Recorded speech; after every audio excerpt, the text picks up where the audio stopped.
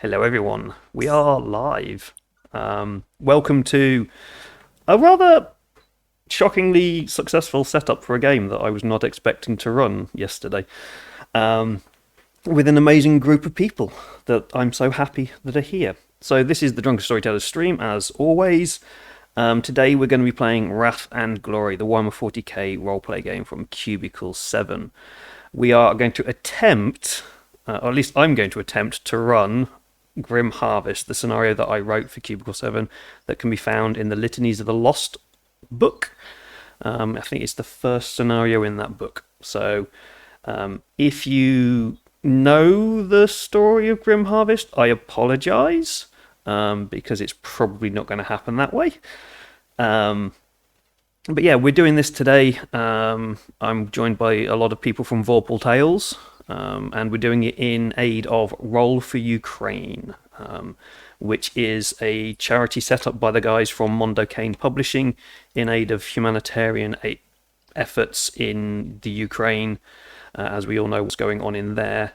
So we are raising money for them. There is now hopefully a link in the chat that will take you to their Facebook page where you can find out more information about Roll for Ukraine. There's also a link there for the International Red Cross as well, and their Ukrainian appeal. But do go to Roll for Ukraine. Mark from Mondo Cane has family connections to Ukraine, so that is something that you should definitely go check out. Donate even a pound or $1, depending on where you're watching from. It all goes to a good cause. I think they were at $2,000 last time I checked, just over $2,000. So do go check them out. It will be good for people. And also, usually I play horror games on this channel. This is technically not a horror game, but it might get a little bit brutal because we have an orc involved today. So, yeah. Cool. We've apparently raised $2,226 or 61, one of those two in the chat. So we've raised quite a bit of money for this. So more money, please, for help. It all goes to a good cause. And so yeah, as I say, it's not a horror game, but it will be mental, and there will be blood, and there will be gore. So do be warned. It's not a horror game. It can be horrific, though. Yes, a little bit horrific, shall we say, especially with the way I'm going to run it, because I'll mess it up. Right, on enough of that. I'm obviously someone you should all know because I run the channel. If you don't, hi, I'm David. I'm going to be the Emperor. I've called myself Emperor today. I'm going to be running the game, and I'm joined by a load of people from the other side of the pond. We will go through, everybody can introduce yourself and introduce your characters. We'll go through how I see you on the screen. So we'll start with Cornelius. I'm just going to call you by your character names because that's what I see on the screen. So, hey folks, I'm JT. You can find me on Twitter at Zensomancer. I've got you two the wrong way round. Damn it. Yeah. and today I am playing Cornelius Boone, a highly social face archetype inquisitorial acolyte. There we go. I've had the names the wrong way around, so we just did a bit of magic on the screen and everybody's faces moved. Next up, we're going to go round in clockwise. Next up will be Dagon. Hi, everyone. My name is Sevatar. You can find me online pretty much anywhere at Sevatar ____. And today I am playing Dagon Telestai, who is actually my Game of Thrones OC, who has been somehow transferred to the Warhammer's 40k's Grim Dark Galaxy, where he is a Tempestus Scion, one of the elite stormtroopers of the Inquisition. Cool. And then next up we have Arn. Hello, everyone. I'm Dave, aka Twin Dad Tweets. Today I am playing Arn, a Space Marine Scout from the Space Wolves chapter. Cool. Yeah. And then next up we have Agnes, Sister Agnes. I am Savannah. You can find me on the interwebs at Miss Emo Fox, and today I will be playing Sister Agnes, a sister of battle. I got a chainsword. and I'm going to use it. Agnes is like the third or fourth most sister of battle name you can have. I probably watched Despicable Me one too many times, and I'm not going to say something as fluffy, I promise. Great. I love it. It's so fluffy. It needs chopping down with a chainsaw. Next up, we have Ravener, who is a psycho. Fluffiness is heresy. I am Tyler. Eldritch Echoes Online, and I will be playing Ravenar, our sanctioned Maleficarum Psyker. And I'm last, sorry, your name's Ravenor? Mm-hmm. yeah, I just made the connection as well. Mm-hmm. All right. Look, I also looked at the character sheet and he put 0 in athletics, and I'm wondering if that's because he's in his pod and he's just gone full theft. I guess we're about to find out, aren't we? I'm hoping your old boss isn't lying around anywhere. And last up, we have Mad Gog, an orc commander, or Rosie. Hi, yeah, I am Rosie, regular size mom, and tonight I am playing Magog, a orc commando. I know nothing really about the Wrath and Glory 40k universe. My husband gave me a very quick primer while pretending to be an orc and strutting around the room. So you're gonna get that. And I hope we have a blast. And I'm planning on carnage, essentially. Yeah. I think the comments we were saying in the Discord was everyone's going to shoot first and ask questions later. And then I told you this was a political scenario, and you saw like, yeah, whatever. Cool. So, let's begin.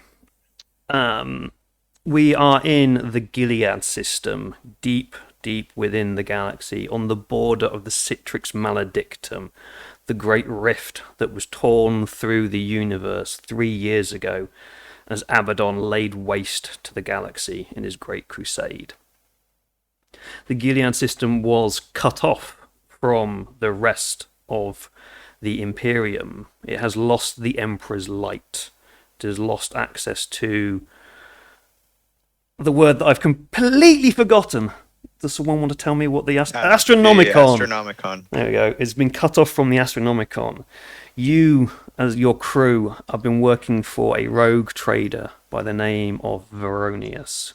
He was in the Gilead system, supplying aid to the system when the rift opened, and you have been trapped there ever since.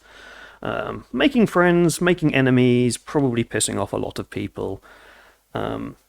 But the world of Ostia in the Gilead system, the agri-world of Ostia, is struggling, shall we say, to keep up with the demands of the other worlds in the system wanting to be fed. The tithes have been increased. But there's been a small problem with the Santium, the group who run the world. They've noticed strange things happening, and they've requested some aid. And you have been ordered by your boss to go and investigate a small valley by the name of Ancra, I want to say. I forgot the name of the valley. Ancra, sorry. You've been asked to investigate the small town of Valley of Ancra, which has seemed to have got some mysteriously missing workers. And so the tithes are dropping. And so you have been sent in to go and find out why the hard-working imperial citizens that they are, the devoted citizens who work 16-hour days in the field, are not producing as much food as they should be. And why some of them seem to be possibly disappearing. In what has been known as the Grim Harvest. And this is as much as you basically know. And so you are sent in to Ancra through the Imperial cruiser. It comes in. The valley itself is isolated. There is little access other than via the air. There is one small path that runs through the mountains that can only be got through if you're walking. There is the only other way in his white Imperial cruiser. And you come in to the valley on the Pious Hammer. And it's a bit of a lengthy trip. It's not a fun trip. You've gone into the main city of Ostia, and then have to get the Pious Hammer up, and it's been a bit of a trek. The weather's not too good. It's a bit windy. It's a bit rainy, and the journey's bouncing around and all sorts of things. And then you kind of come over the mountains and you see the valley. I have put a map in the Discord, so you should see what the valley looks like. And you realise as you look out the portholes of the Pious Hammer that there doesn't appear to be anywhere sensible to land the Pious Hammer.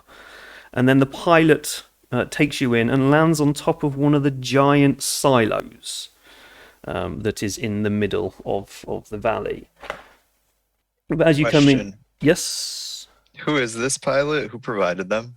It would be the usual pilot that you get from Varonious. Great, thank you.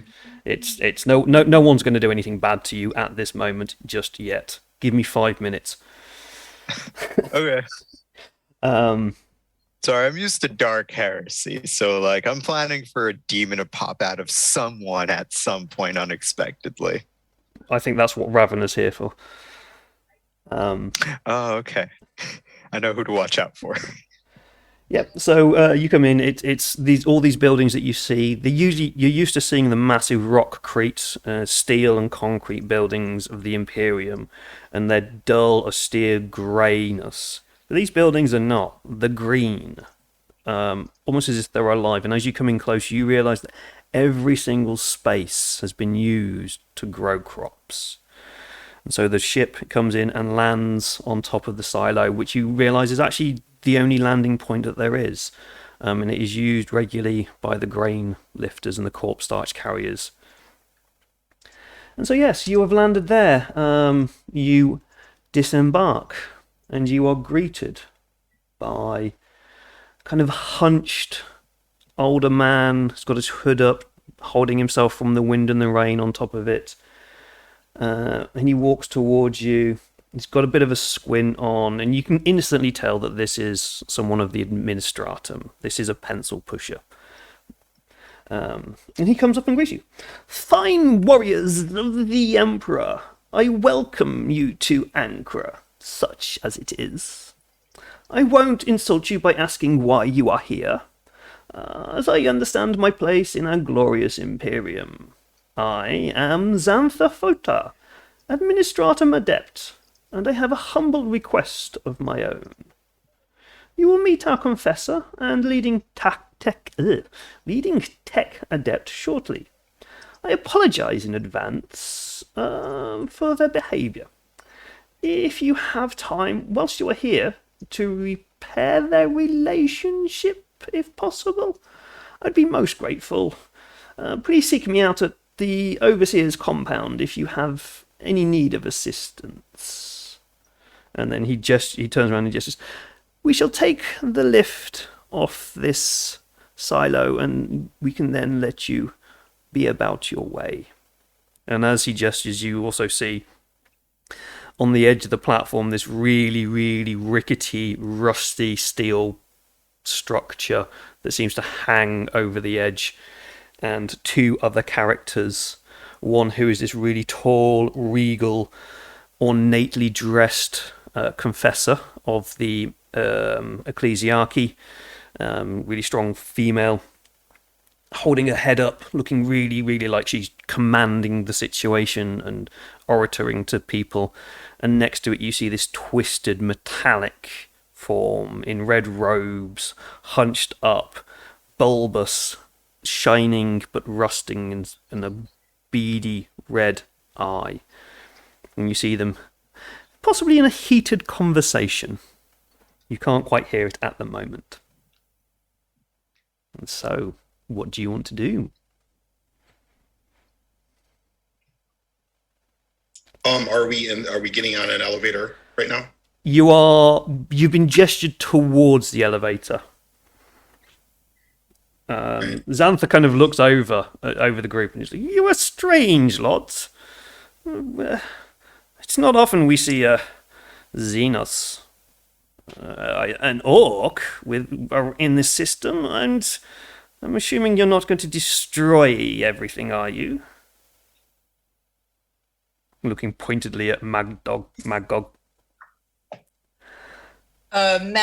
Magog gives like a really hoarse kind of chuckle, doesn't really answer, but readjusts their slugger and looks at the priest and doesn't say anything. Yes, you might want to stay away from the confessor. They don't take kindly to the Xenos. Cornelius is going to kind of just sort of like whisper to Xanthar. Xanthar, is that how you say it? Yeah, Xanthar. Xanthar, and be like, yeah, I'm not a fan either, but money is money, and you don't get to choose your coworkers. Yes, I know the feeling. We have some interesting people here as well I'd rather not work with. But the needs of the Emperor are great, and we serve as we must. Glory to the Emperor. At this point, if I may, Dagon will hear this and approach, and he's wearing like his full like carapace armor. This is what he looks like, basically, except less shooty for now. And he asks, "So yeah, who's your biggest source of irritation around here, huh, Xanthar? Who do you think we ought to watch out for?" Well, we've had some issues, shall we say, with the Adeptus Mechanicus. There's tension between them and the populace and the new servitors they are bringing in to make up for the loss of workers. So I'm assuming you tried talking to him about the problem, right? What happened? Didn't give you enough information or give you too much you didn't like? They just seem to hate each other at the moment. As you can see, the argument they're having at the moment. And with this, Dagon will cease speaking and turn to the people he interprets as his betters, in this case, Cornelius and Agnes, to see what they're going to do.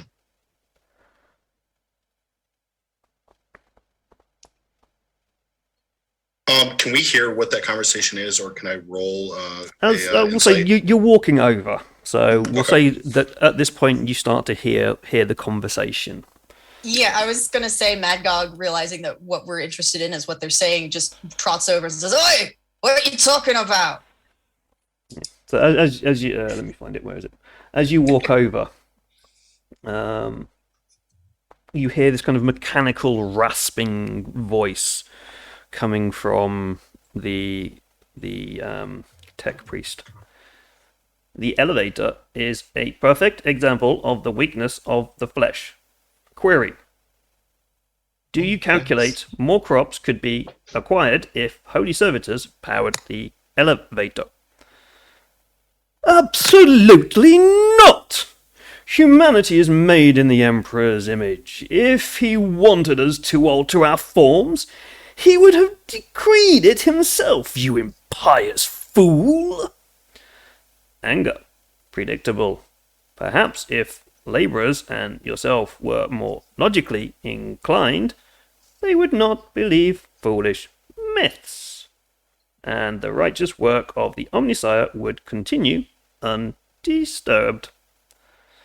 Perhaps if the blasphemous Mechanicus weren't so keen to enter the forbidden ruins and convert every injured citizen into a soulless servitor, people would trust them more. You there, new arrivals, what do you think?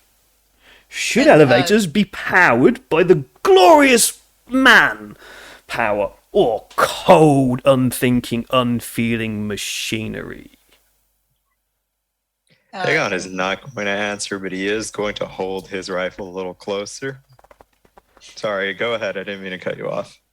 No, you're good. Magog turns around to the their companions that are probably right there and probably heard exactly the same thing. He says, well, they're arguing about whether they should use more machines or if they should keep it all human.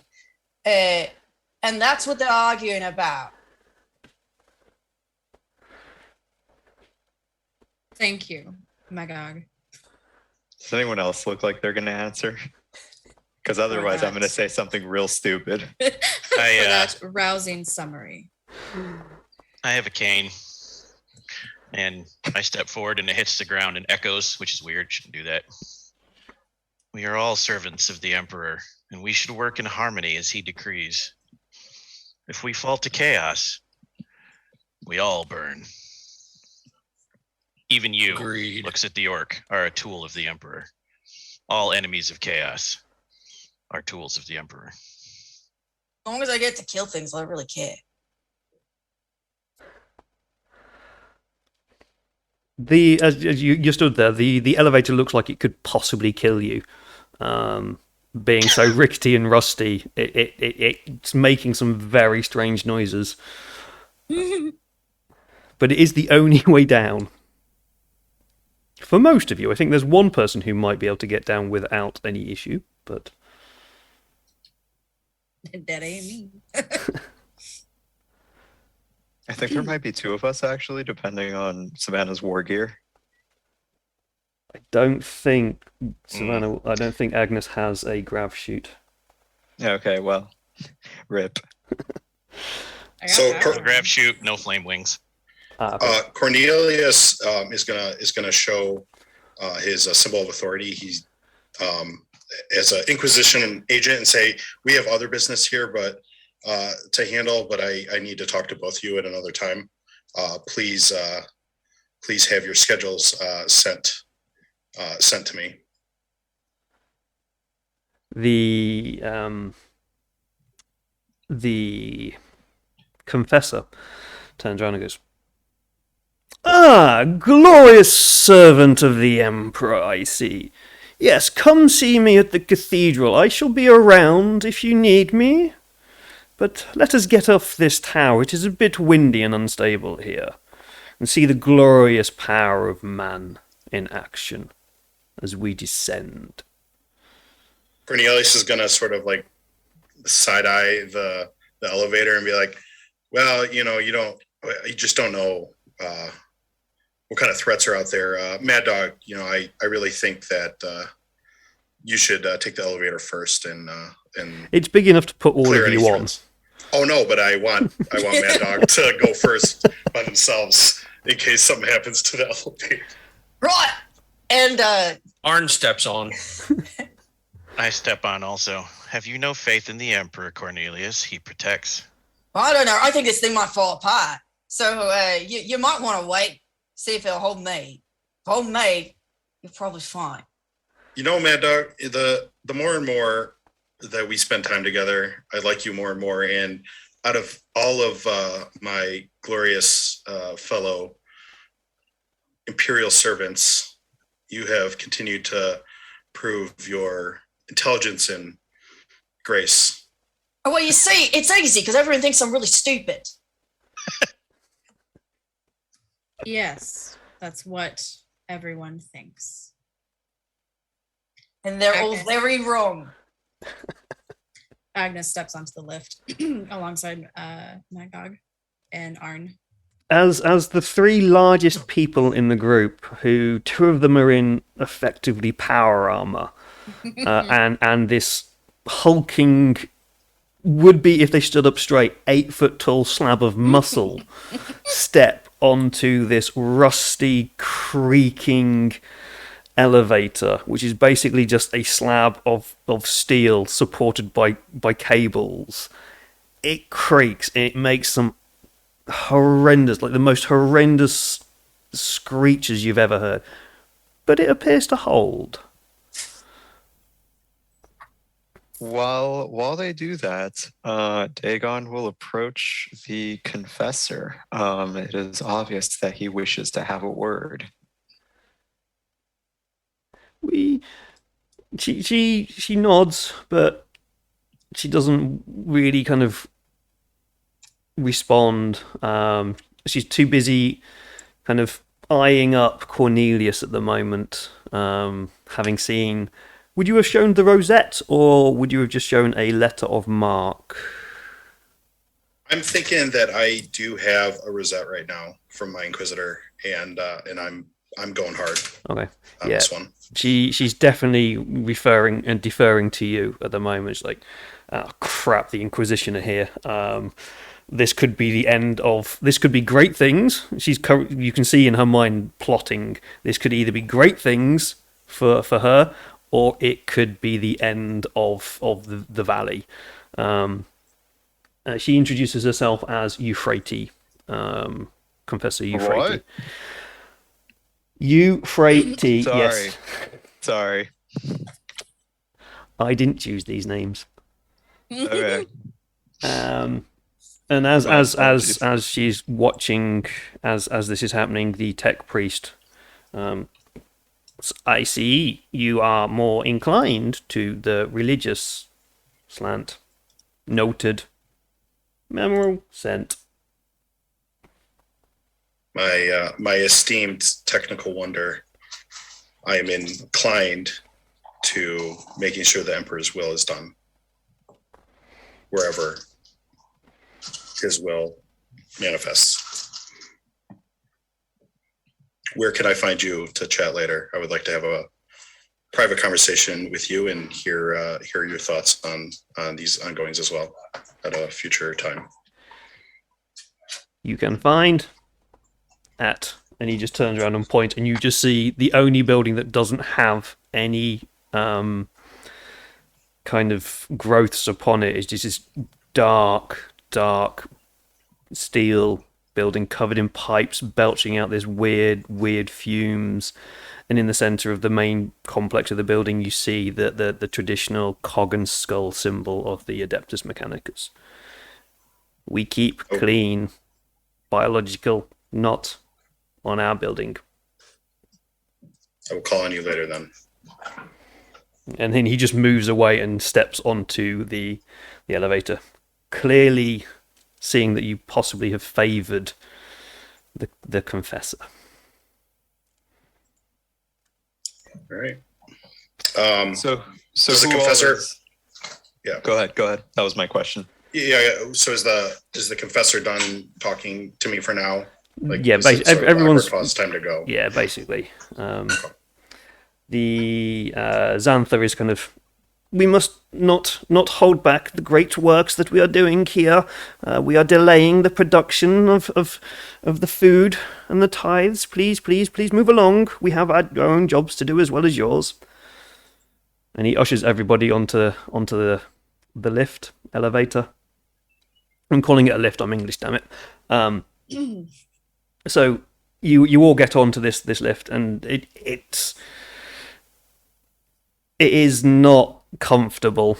It is very, very, very creaky, and it starts to slowly go down. It goes down a little bit, drops, and then goes down a little bit more.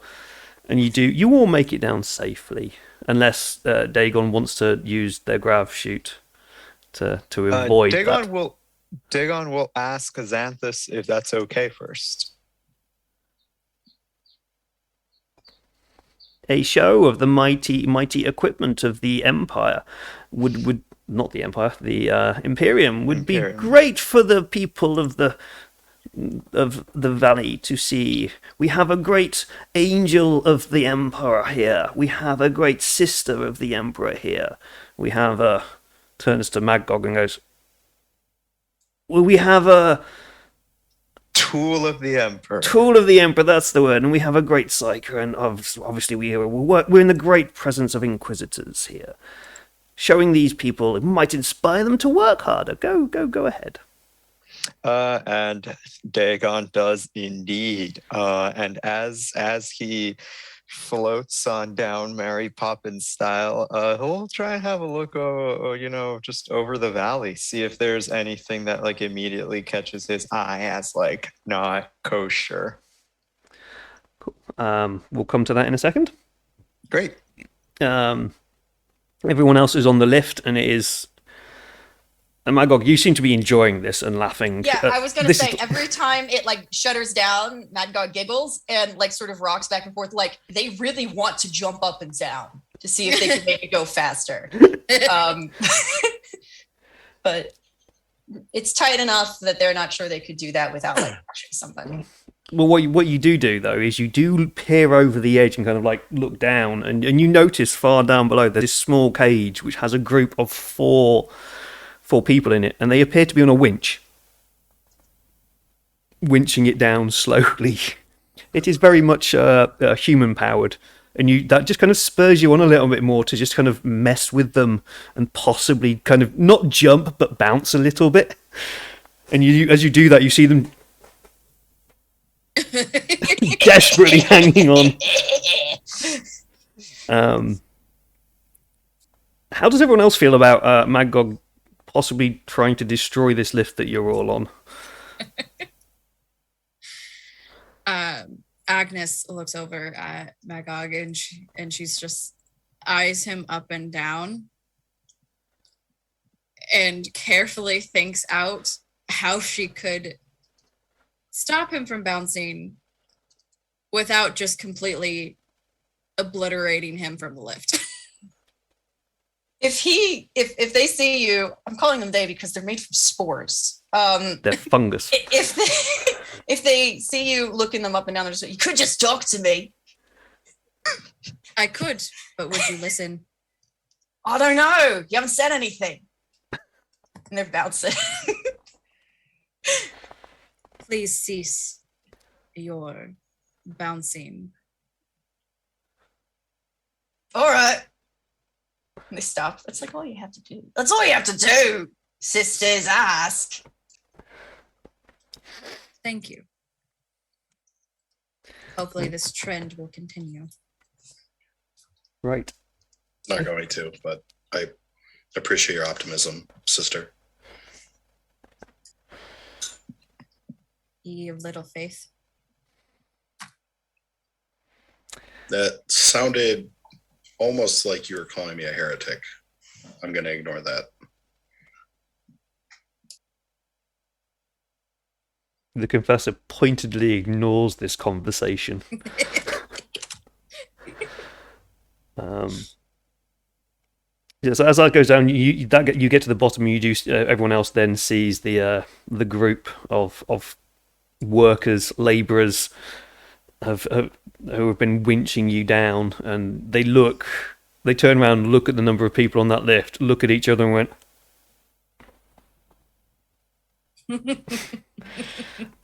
Just kind of a little bit proud that they actually managed not to kill you all. But as this happens as well, Dagon, you are floating down gently as a butterfly, holding up Mary your last Poppins style. Yeah, I actually needed to ask you something about your character, but we'll do that in a second. You're floating down, and you've got your gun, and you're holding up almost like an umbrella, shall we say? And you are scanning around. I think we shall start with our first dice roll of the game. Outstanding. We should. I will ask you to gently walk me through this, as it is the first time I'm ever dice rolling on the Wrath and Glory system. That is fine. We're going to do an awareness check. Let me get a character sheet so I can actually see the structure of the awareness. My rating is 2 and my total is 4. Yep. So awareness. So the total is your awareness plus, I think it's your intelligence. I can't remember which one it was. But it's it's intelligence. Yeah. So you build up a dice pool. You'll roll 4 dice. Okay. 3 of those dice will be one color. One of the other dice will be a different color. This is your wrath dice. This is the dice you do not want to roll a 1 on, because then maybe you turn into a chaos spawn. That's always fun. Yeah, you need to roll a 4, 5, or a 6. Everything that we do in this is based upon a difficulty number that I will denote, sorry. And then you will have to get that many successes. 6s count as doubles, and then we can talk about shifting and other things related to that if we need to. But this is it's going to be a difficulty number of 2, so you need 2 successes. So Okay, cool. I got 5. 5 successes? You got lots of 6s? No, I got 1 6, 2 4s, and 1 3. So 1 6, that's 4 successes, 1 6, which is 2 successes, and then 2 6. 2 4s. And then, but the Wrath die does not give me any successes. The Wrath dice does. What was on the Wrath dice? 3. So you need a 4 or more to succeed. Oh, okay, my bad. Yeah, that's fine. So yeah, so what you can do there is you have enough successes on the normal dice that the 6 can be used to do special things. So the 6, let me get my list of things out. Oh, yeah. Nice. So what we do is when you get a 6, you can do something called shifting. Shifting the dice. So shifting the dice allows you to gain information, which allows you to ask me one question specifically related to the test that you have just performed. You can improve the quality of the result. You can improve the speed of the result so it happens quicker. If you were shooting somebody, you could add extra damage dice, or you can give the group a glory point. Generally, if you are not looking for anything specific, it goes into a glory point, and the glory point is a group system that allows you to kind of do lots of fun things as we go along.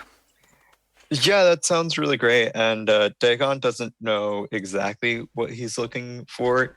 He is starting to kind of put together a conspiracy theory in his head. But he doesn't have enough to go on to know exactly like what he needs to be paying attention for. So I'll do the glory point. Cool. So the group now has 1 glory point. You can get a maximum of 6 as we go along. And then you can use it as and when you need to. And I will make suggestions as and when we do. So you have... Goodness. This is the glory part of Wrath and Glory. And we've seen the Wrath part because you have a Wrath dice. It's perfect. And there's also a Wrath. There's also Wrath points together as well. So nice. What you do is, as you're going down and you scan around, the one thing that draws your attention most is out to the southwest from where you are. Is you see woods in the background, and you see movement around those woods. So this is at the furthest point away in the back of the valley, kind of at the back of the fields. It's a wooded area, which is a little bit strange in general because most of the rest of the area is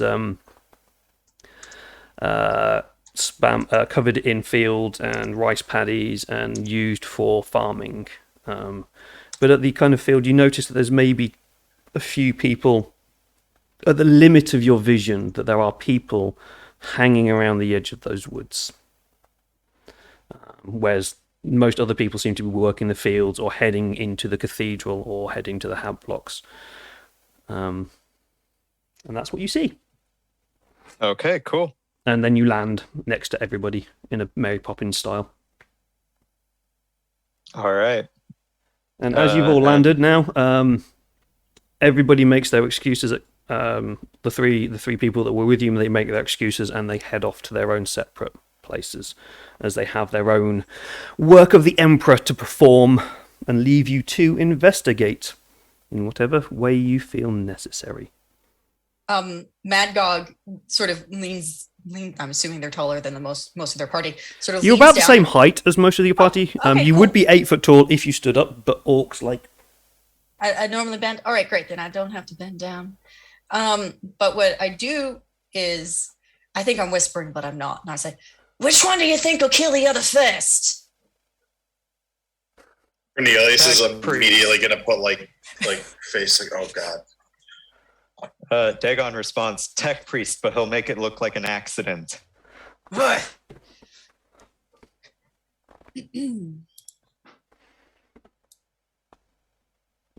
I'll take that bit. Just so you're aware, Magog, the way that orcs pay for things is with their teeth. I know, teeth. Yeah. Good. Orc teeth, more And specifically. you start to wiggle a tooth. I've got that bet. Yeah, I'm the only orc Dagon- around. As far as I I'm feel like Dagon concerned, has multiple ceramite teeth, just having won and lost various bets with Magog so far. But anyway, Yeah, I was gonna where are say, we I had a going? pulse. Cool. So, yeah, you have now been abandoned basically at the base of the silo and been left free reign to walk around the area and the Valley of Ancra. Cornelius is going to pull out a data slate and sort of review the specific reason we were sent here, which is really me as a player asking for a reminder of the specifics. So tithes from this area have been dropping, and there have been reports of a loss of workforce, unknown reasons as to why the workforce is disappearing. It appears that there are tensions between the ecclesiarchy and Admech in the region, and from the rough information that you got, it appears that the ecclesiarchy are blaming the Adeptus Mechanicus, and the Adeptus Mechanicus are blaming shoddy numbers. But that's probably about as much as you've been given. You know that there are missing workers, and nobody really knows why. But it's causing a loss in tithes. So there's a lack of food coming from here to support the troopers and the general populace of the Gilead system. So Cornelius is going to kind of like take stock of his party.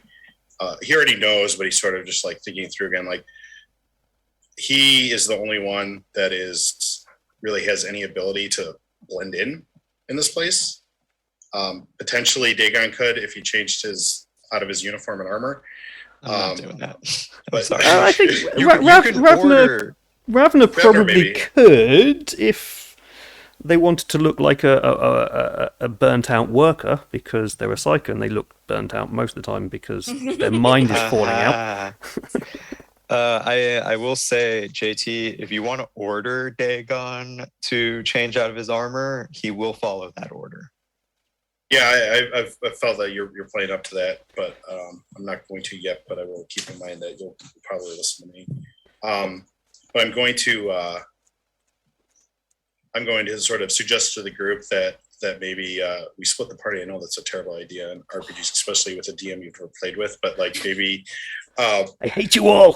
but maybe that me and Ravener and potentially Dagon could go maybe hobnob at the local watering hole or whatever and see what we could learn.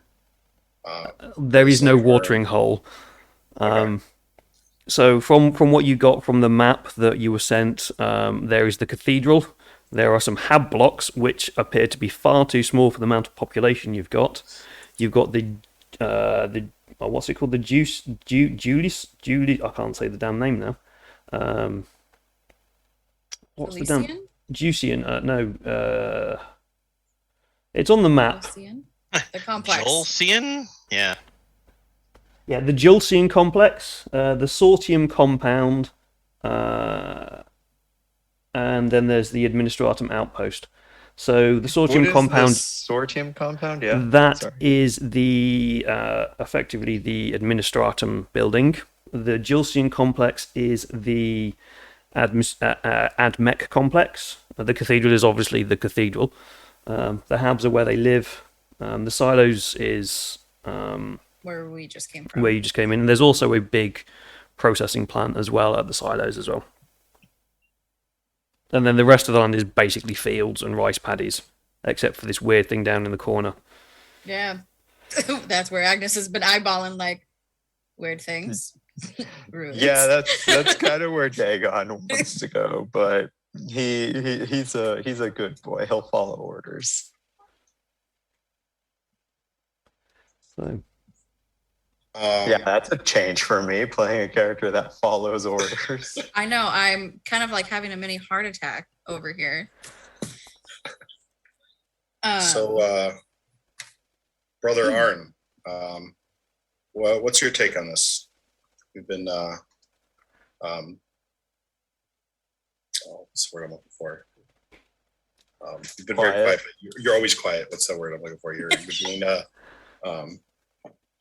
characteristically stoic as always.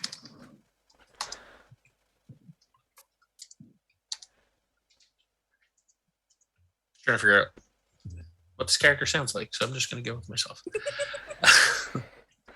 I'm a big bad space wolf. I'm really hard. I'm strong. Yeah. Not Scottish. I know, right? I'm Scottish.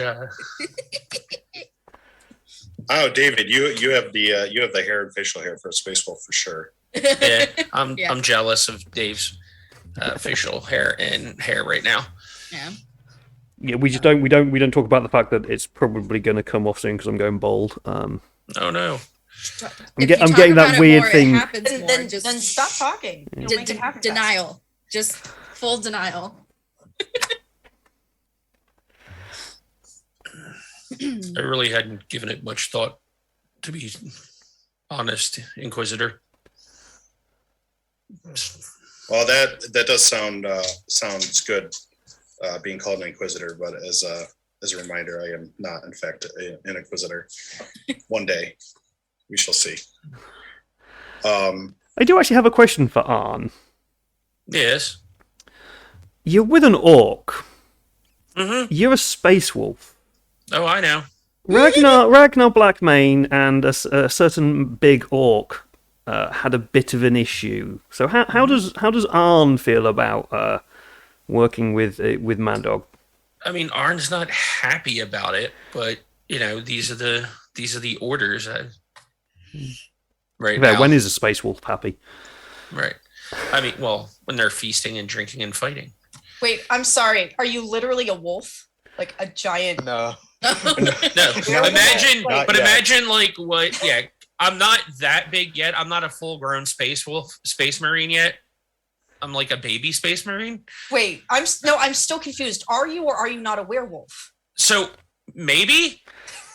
I don't know. Yet. Are you part of the 13th Company? Are you a werewolf? You know what? Yes, I will be part of the 13th Company. Oh crap! Rosie, Yes. to help you out, Rosie, Wolfenstein. all of the clans have genetic deficiencies, and the Space Wolves is they can go feral. Like a wolf. Yeah, basically, we start taking on like wolf-like traits. But yes, there's a certain group of them that the wolfen Actually are, yeah. Yeah, the 13th Company kind of. Yeah. And Rosie, I've dropped a piece of art of a space wolf scout. Thank you. So, also to clarify for you, Space Marines are normal humans who slowly but surely have their bodies torn apart and augmented with way too many extra organs. It takes a lot of time and agony. Yeah. So he's getting there, but he's not quite non-human yet. He's in the Okay. transitional I period. don't have my black carapace yet.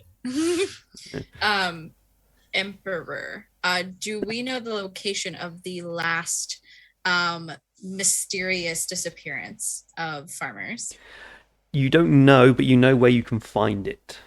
Okay. Which would be the Sortium compound. At least that's where you'd expect it, because it's the Administratum and they document everything. Cornelius, perhaps we could go to the compound and find out where the last disappearance occurred. It was a great idea, Sister Agnes. As a group? I don't think you need to ask, just state. I don't know. I'd like to go knock over them rocks over there. Yeah, we're definitely no. Mad Dog, just stay close to me, please. Jesus. I'm so looking forward to Mad God trying to deal with the Administratum in a minute. It'll be fine. I'm so brute forcing this whole thing with my Rosette. I don't. I also have a thingy as I don't even know how to pronounce that word. It starts with an E though.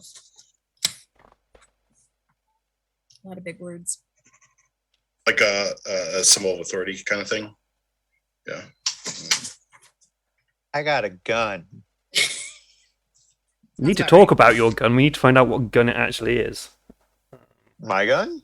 Yeah, I'll It's a talk hot about shot that in a laser. second. A hot shot laser. Hell yeah, it's a hot shot Well, laser. because of one of your skills that you've got, it allows you to possibly change the hot shot las gun to either a long las, so a sniper las pistol, but you've got a sniper in the Space Marine, Mhm. or you can turn it into a hot shot volley gun.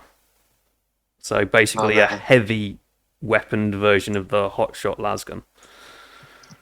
I feel like we already have a heavy weapon in the shooter, and You just the hey, orc in wait a general. minute. The orc is a heavy weapon. Tall, thin wraiths. Okay, I'm taking the heavy.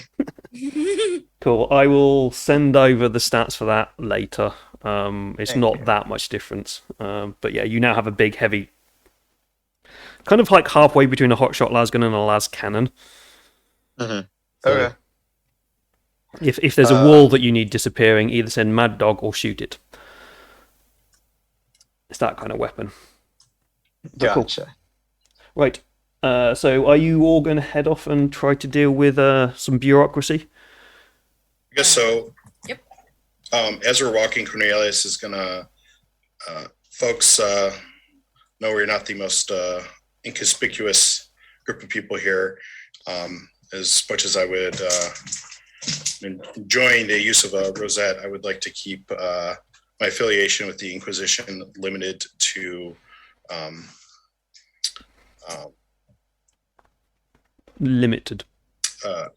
what's the word I was like limited. Like I don't want the farmers to know that the Inquisition is here or that I am in the Inquisition. The farmers probably would not know what an inquisitor is. Oh yeah, okay. This is literally like the backwater of the Imperium as you could probably get. So they won't. It wouldn't even be scary to them. Then they'd be like, okay, yeah, you got a cool ring, dude. What? Yeah, that's a pretty symbol. What does that symbol mean? I don't understand. A question: Would they just be terrified upon seeing me? Yeah, they'd not know what you are. Okay. They'd probably run away screaming. All right. So Mad Dog is not going to think about that at all, but that might be something people with a little more brain power wonder about.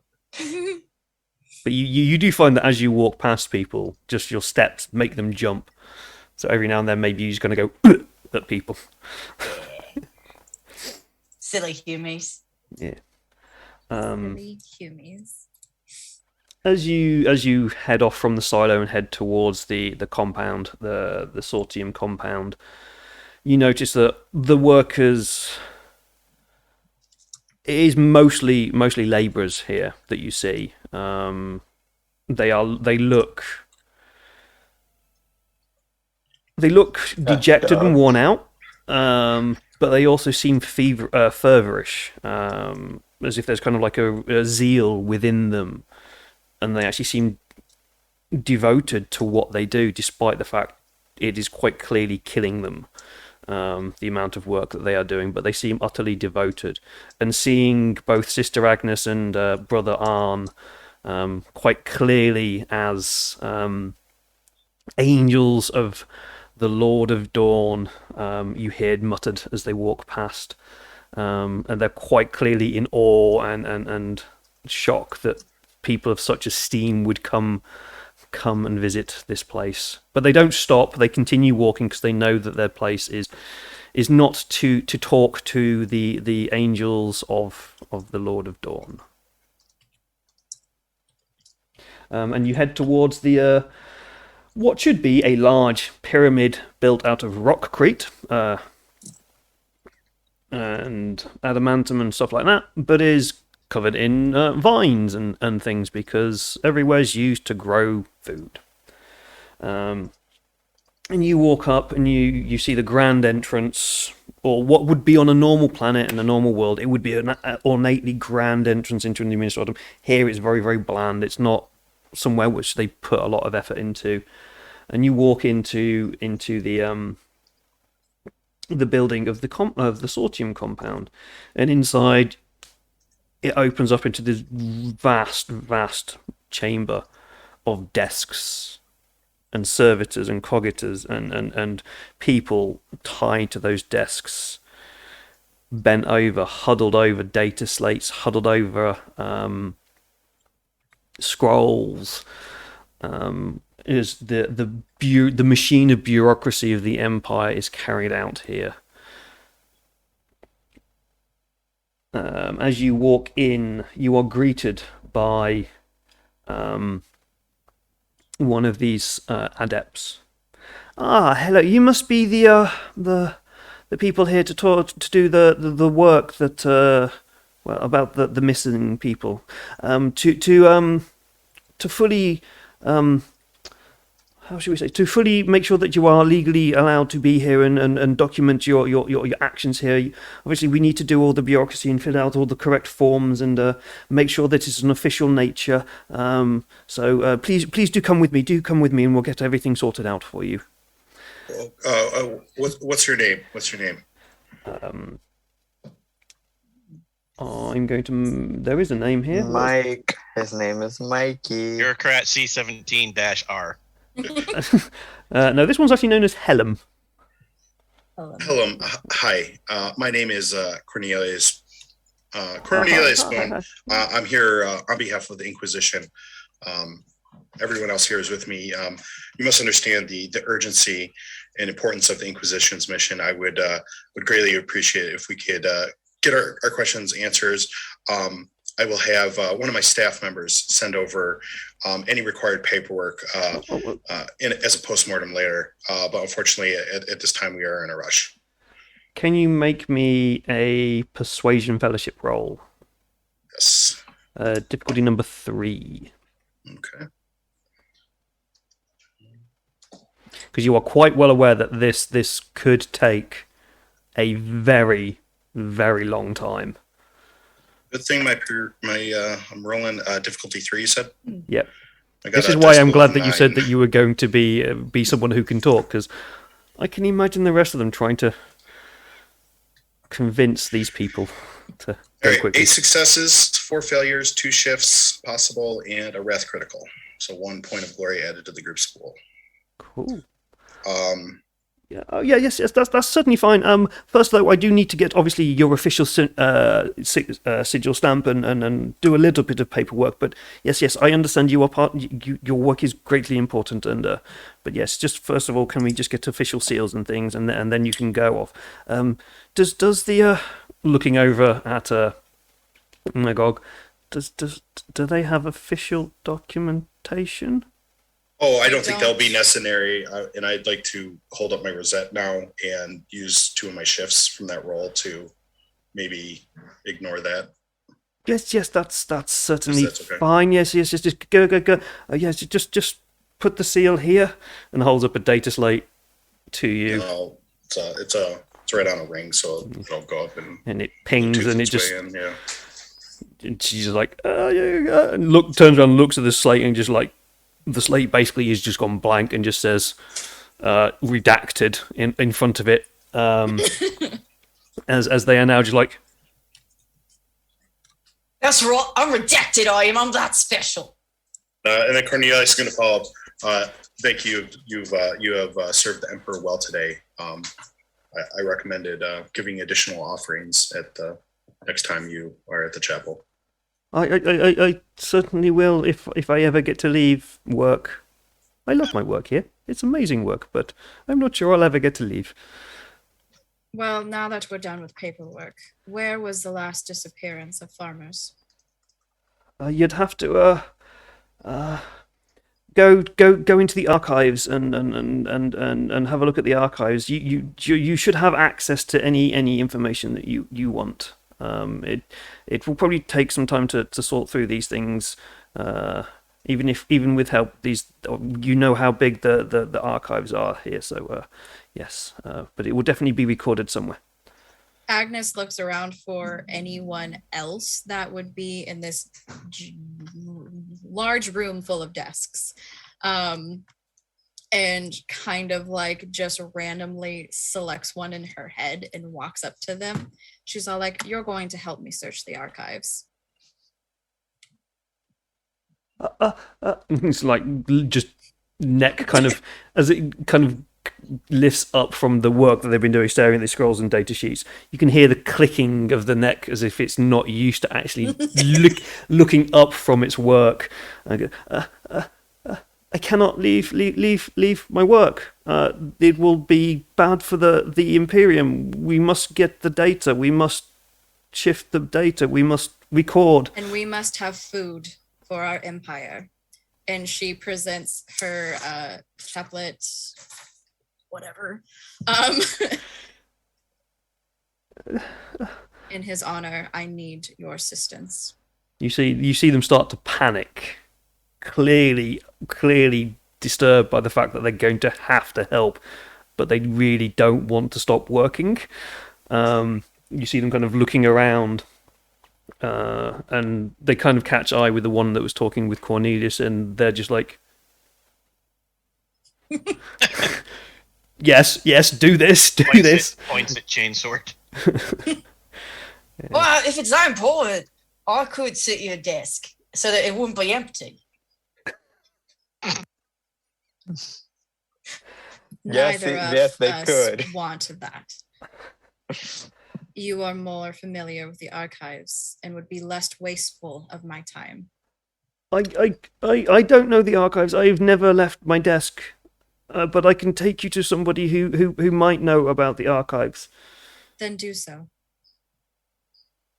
And they stand up, and again you hear more clicking of bones as if they've not actually stepped out of their chair for days, if not weeks.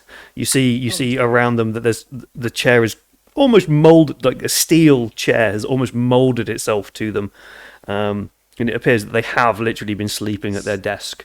There's corpse starch wrappers around, stim sticks under the desk, and yeah, they kind of get up and start clicking and unsure of how to really use their body other than to do the bureaucracy that they've been set.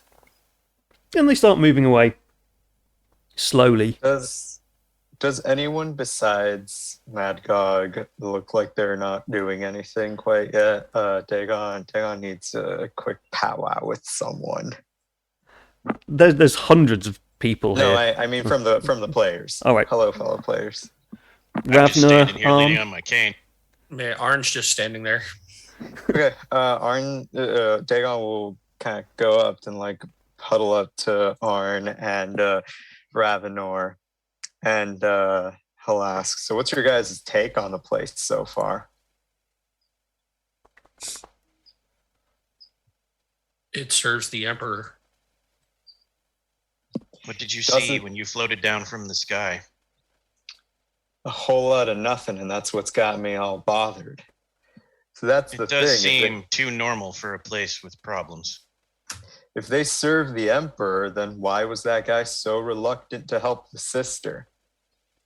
There's more than faith motivating these people. It's fear, too. And I don't mean fear, like good, healthy fear of the Emperor or anything. I mean like fear of like...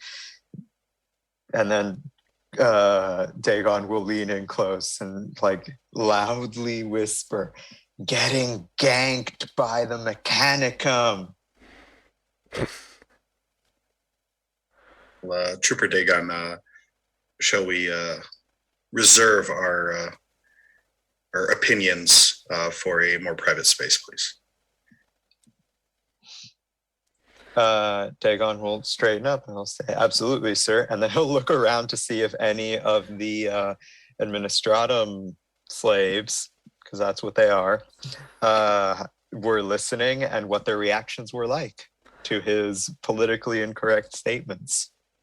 No one reacted whatsoever. They are all too busy doing the Emperor's work. Okay. Depending on how long the gent takes to continue walking, at one point Agnes will just scruff him and have him point to where she needs to take him. Yep, cool. Points you towards basically where the archives are. And so in the sake of expediency, you make it to the archives and you start to search. In whatever format of searching this group of people is able to search. God, yeah. you stay out there. Are you in a Roar. box, Ravener? Are you in a floating box? No, No, he's but walking I around have with I have a cane because I walk slowly, unless you know I'm channeling the Emperor. Oh as yeah, well. that was it. Yeah, you had a cane. Like Yoda. Cool. So, I those of I you, want to watch you like whip out a chainsword and like start jumping around like Return of the Sith style. Yes. yes, bouncing around. Cool. So those of you who are wanting to investigate the archives, a difficulty 4 investigation initiative or intelligence, not initiative roll. You can all make one as well. If you can all make one if you want, because I'm sure some of you will be very good at looking at documents and data slates and things. Agnes is not, but she's still looking because she just wants to get this done. So I do have a question. So I have 1 and 1 for an intellect and investigation. But so do I roll 3 dice because I have that wrath die? You roll Or 2 dice, and dice, one of those them is changed. Like Vampire the Masquerade, it's like the Hunger dice, but it's Got only, it. yeah, it's just Okay. only have 1. Then I rolled 2 6s. Ooh, nice. Sixes matter on Wrath dice. 6s Only do once. also do the same on But a there's wrath no dice. weird. Okay. If you roll a 6 on a wrath dice, you can it counts as a critical success. So if you are shooting somebody, you get a critical hit and get to do nasty things to them with a critical hit. But only In the this ones are situation, weird things on the Wrath dice. yeah, only ones do bad things. Ben wants to know if you shouted "wag" yet. Unfortunately, not. No, not yet. So in terms of this investigation roll, I also rolled very well. Cool. If there's a good reason to for both of us to have been successful, that's great. If not, and only one of us is needed, I'll let Agnes take the scene here since I've been talking a lot. Cool. Dagon has something he would like to do as well. He will not try to search the archives because he is not good at book learning. Can he read? Yeah, he's not bad at it. It's just not his forte. Dagon graduated from the School of Progenium. He's got his pride. He should be able to, because he needs to be able to read his primer to. Yeah, the Guardsman's primer, right? So what Dagon's gonna do actually is he's gonna kind of stand guard and see who's coming, who's going, who's watching them, what kind of records are they requesting, Cool. basically get a feel for the vibe. So those of you who aren't searching, then actually, can you all make those? So I'm guessing Arn, Ravener, and Magog, unless Magog wants to kind of throw paper around. I mean, I was gonna say Mad Dog is gonna sit there and sort of take out their ammo and stick bombs and sort of make weird little designs out of them. And sort of just look around the room while they're doing that. Yeah. Go ahead. Sorry. Ravenar is searching, but not for missing people. Ravenar is searching for other strange things that are out of the ordinary in this valley recently. Cool. Discoveries, accidents, anything that's not a disappearance but out of the ordinary. Cool. So because Sister Agnes rolled 2 6s, which gives you the required 4, but one of those is obviously was on the Wrath dice. As a critical, I'm going to basically say, as you were all sat around and doing your various things, this is the information that you all glean from this. So from the investigation within the archives, you find that there have been slightly more disappearances than average in the last few months. Very few people seem to have disappeared over the past decade or so, though. Even during the emergence of the Great Rift did not cause a particular spike in the number of disappearances or murders. But the average at the moment still seems to be within a range. Slightly more, but within an acceptable bureaucracy era of loss. The recent disappearances, though, have appeared to be random, from random fields around Ancra with no obvious patterns. Why is my thing not moving down? Why can't I read the rest of it? Productivity has decreased dramatically, though, over the past few months. So your thinking is that there haven't been that many disappearances, but why has productivity been lost? So something has happened here. You are also aware that a large number of Adeptus Mechanicus servitors have been put in onto the fields to make up for known losses, and the number of servitors that seem to be listed is more than the number of disappearances. But you also know that the Adeptus Mechanicus do not always give out their information. The rest of you who are kind of stood around, you notice that you catch a glimpse of Xantha Futar walking around at the back. He seems to keep going in and out of one specific room at the back of the compound. He doesn't seem to have noticed you yet. But he does seem to lock the door every time he leaves, and seems to be kind of sneaking around a little bit. This is what Dagon notices? It's what everybody as a group will know. Oh, great. Okay. So two things. One, I have 7 stealth. Does anyone have a higher stealth than that for future reference? The orc can hide. Somehow. I also have a, It's a I also commando. have a 7. I'm purple. I'm so sneaky on purple.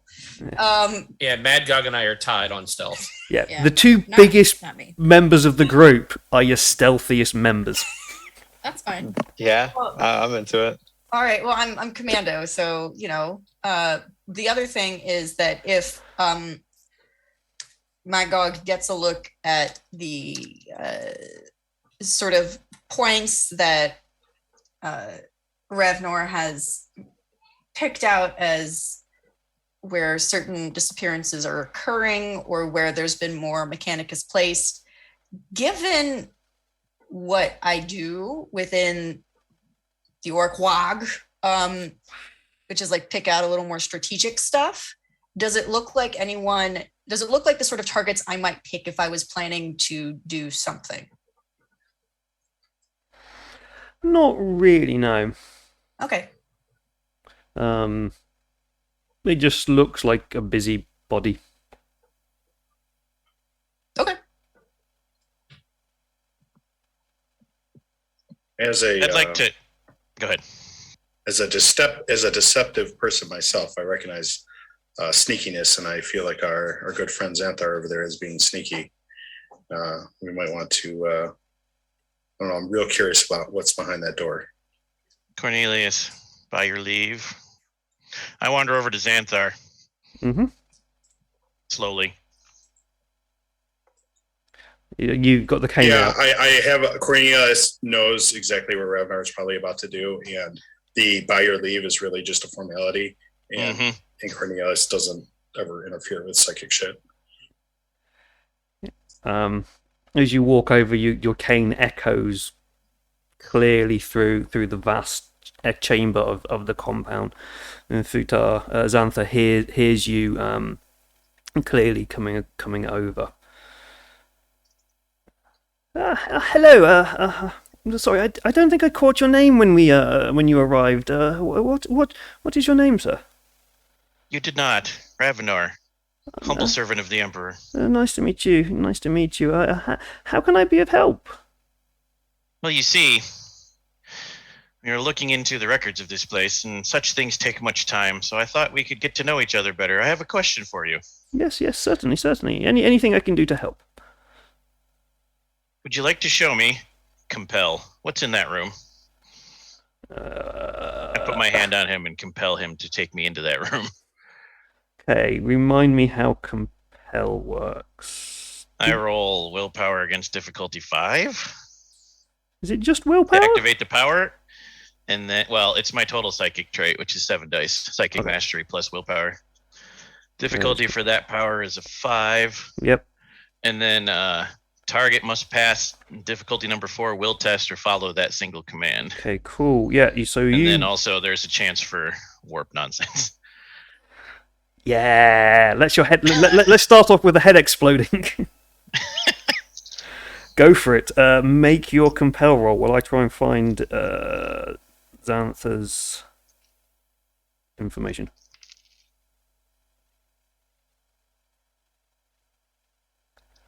Cool. Oh. 6 successes. Yeah, so you succeed. And it is just against my willpower, isn't it? Yes. There is a small possibility that I can pass this, but if anybody's actually watched my games, knows when I pick up a pair of any form of dice, I think, yeah. That was 2 2s.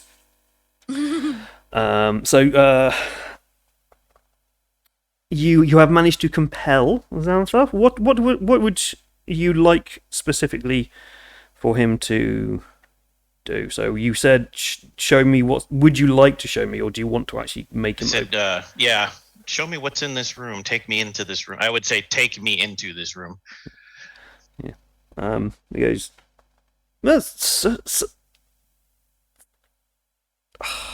Bit of a headache. Oh, certainly. So, sorry. Come with me.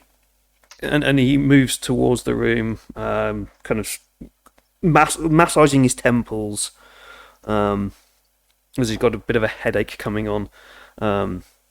Looking a bit confused as to why he's also walking over there and just opening the door for you, and just opens the door into what appears to be a very, very messy room. There are data slates, scrolls, and scribbles everywhere, endlessly across the room. And in the far corner, you see a small cot, just rammed in the corner as if that's the only spare space for it to sit. This is as if Futo has actually been sleeping in this room. The rest of it is just covered in files and data slates and scrolls. So, yes, here's the room. What is it you'd like to see? I gesture Cornelius over at this point. Our illustrious leader here has some questions for you, I am sure. Thank you, as always, Ravner. And Cornelius is also rubbing his head. He's particularly susceptible to psychic. So he's to any kind of use of the warp. Just a quick question, actually, Ravner, did you roll any 6s during that? I sure did. Cool. That's how I got that many successes. So a couple of the workers at the back of the rows just kind of fall asleep at the desks. The psychic backlash is just too much for them, and it just kind of knocks them out. Anybody else who... Magog, you also... orcs are inherently connected to the warp and psychic energies. Their warg is just a natural psychic ability within them. You feel Ravner doing this, and you're just like, ugh, is that again? Dagon, Arn, and Agnes, you probably feel it, but you've been trained in your militarum training or your other trainings that you've been through to just kind of ignore it. As long as they don't turn into a Gribbly, they're doing the work of the Emperor. I subtly wipe blood away from my ear. Yeah, but yes, you're now in the Cornelius. You can see into this basically hoarder's bedroom. 40k hoarding at its best. So, my dearest friend Xanthar, is this where you live? Is this your quarters? This This is where I keep myself and all the secure files that we don't want others seeing. So like what are some of those kinds of files? As an agent of the Inquisition, as I remind you, and secrets are really our specialty, and I feel like you could share some of that precious data with such an esteemed servant of the Emperor, such as myself. You notice he starts to look very nervous at the request that you've just made. Is almost like he doesn't want to answer. There's an internal struggle going on at the moment. The compel from Ravener is almost tearing his mind apart at the moment because of the fear of what. Noticing this, I'm going to ask Ravener: is this hesitation simply a personal decision that he's struggling with, or have you felt anything else in his mind? I'll use Signitions just to make sure. That one doesn't have any warp peril or anything weird. It's just sensing for psychic stuff. Yeah. Unless you roll a run on the wrath dice. Which I got a 5, luckily. 1, 2, 3, 4, 5 successes because the DC's real low on that. Yeah, that's fine. Cool. He's. This is very much a personal fight going on in his head. He really does not want an Inquisitor knowing something. He is untainted by the warp, but clearly has secrets. My dearest friend is in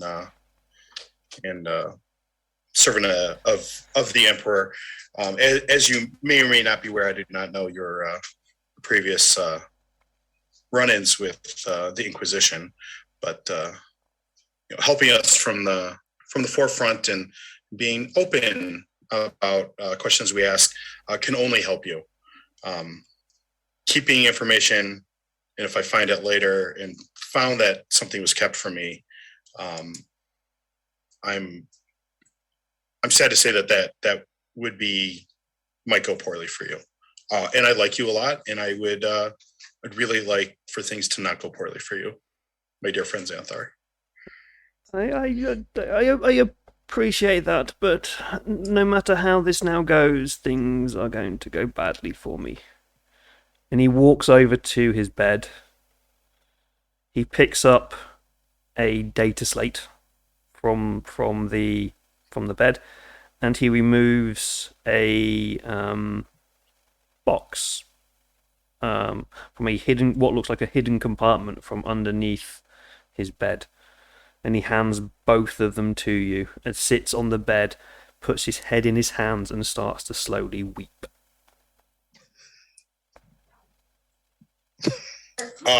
Is there anything? How immediate is this information? The data slate. The data slate is locked.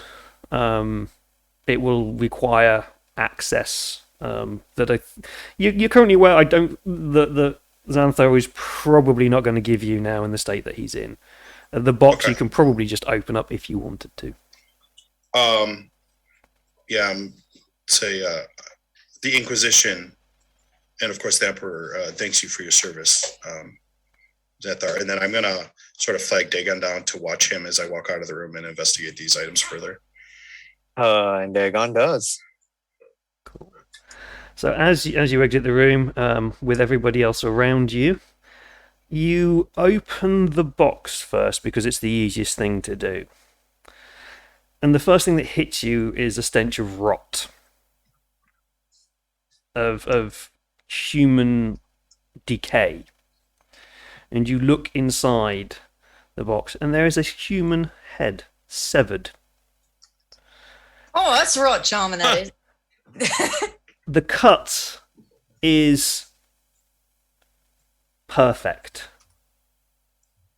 It is neat, precise. It is not ragged or torn. Inscribed on the head are multiple different inscriptions.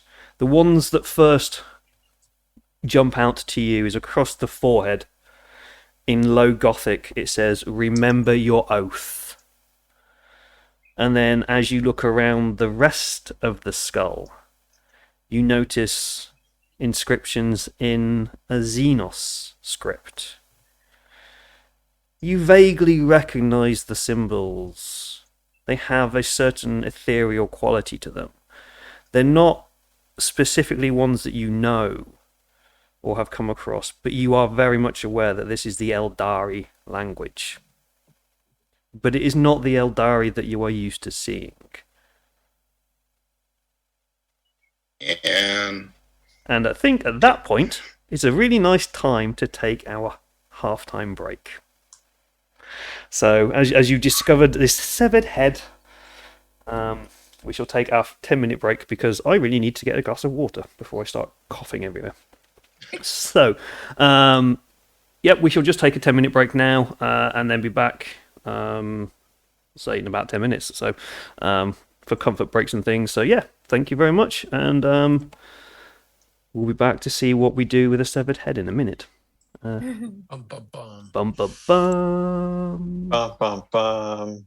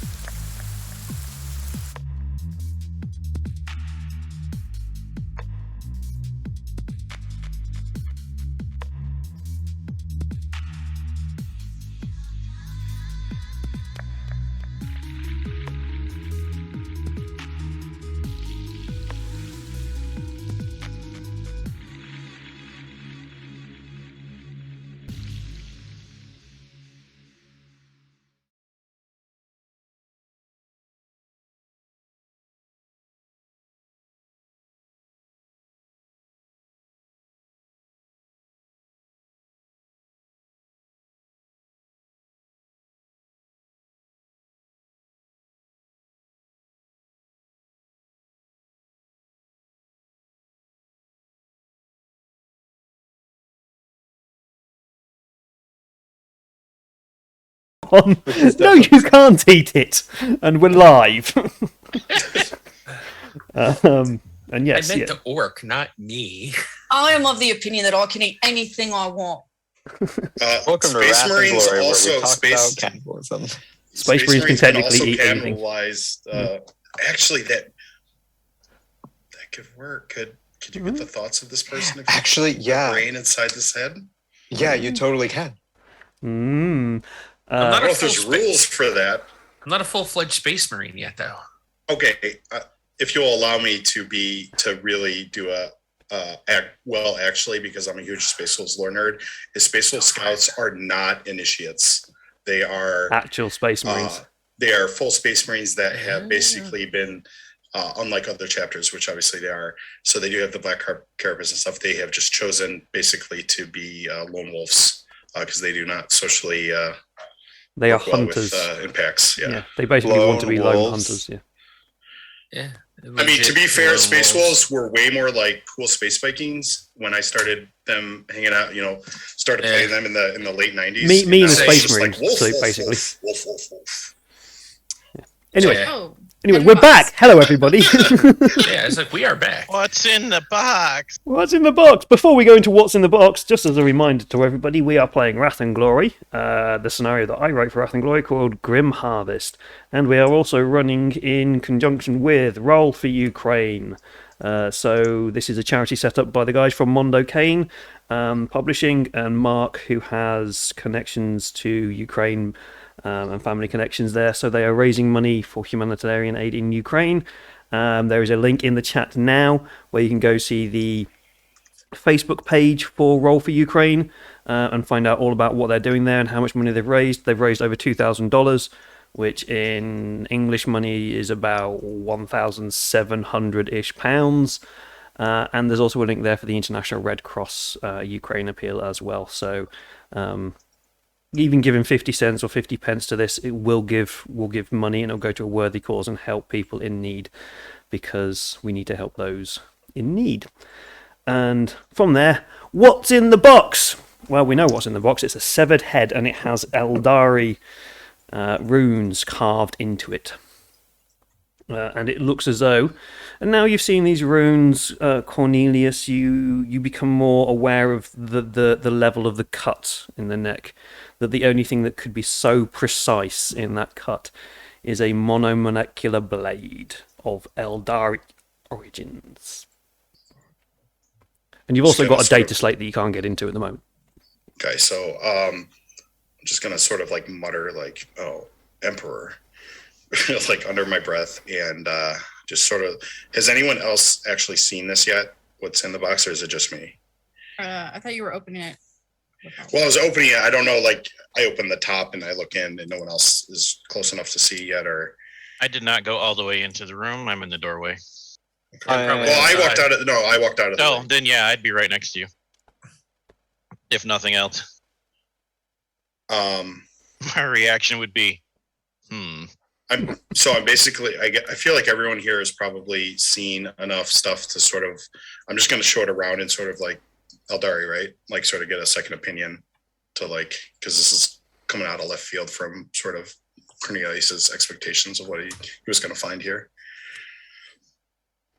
For Rosie, Eldari are space elves, basically.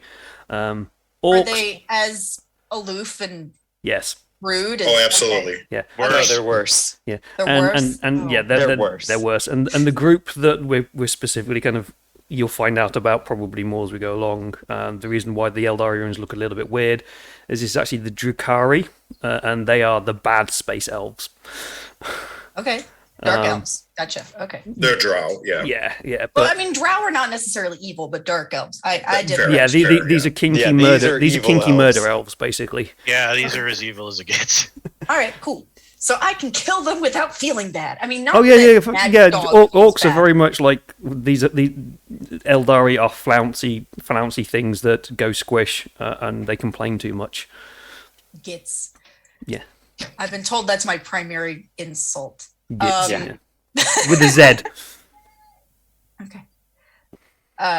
So Mad Gog puts their ammo away and finishes with their cute little drawing that they were making out of their explosives. And comes over and peers around to see what y'all looking at.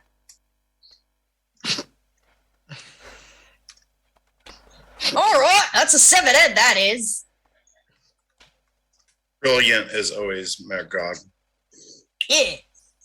You think it was anyone that worked here? And they're clearly looking around to see if someone is sitting at their desk and missing a head.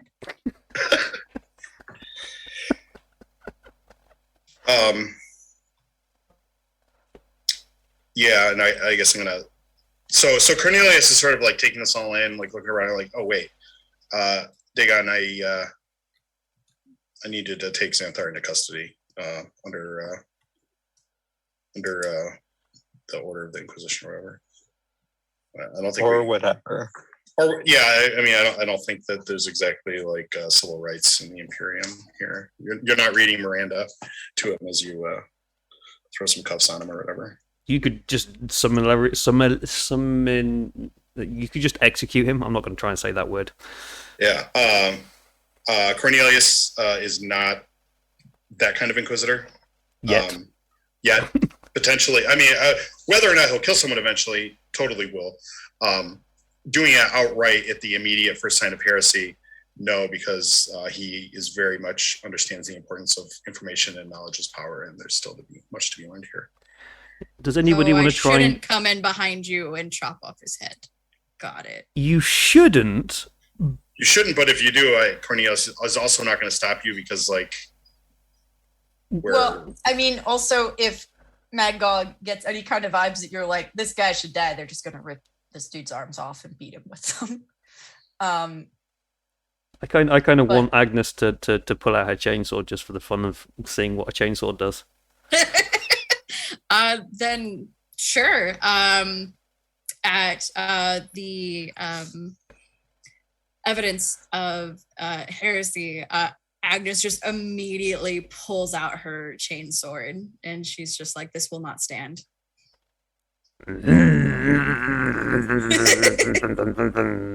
It revs up. Revs it up to just annihilate this poor administrator. Who- Savannah saying poor administrator because Oh yeah, yeah. As you stride purposely forward in the regal black armor of the Sisters of Battle, the sword humming loudly at your side, Xantha looks up, almost thankful that he knows what's coming, because it's an honourable, blessed death by one of the angels of the Imperium. Wait, should Dagon be a total asshole right now? So Dagon will see that and say, Agnes, wait, no, that's too good for him. You've not seen what's in the box, Dagon. Oh, I know. I just saw that he was grateful to be able to die, and like Dagon just thought, no, that's too good for him. If you want to die, like, you did something bad.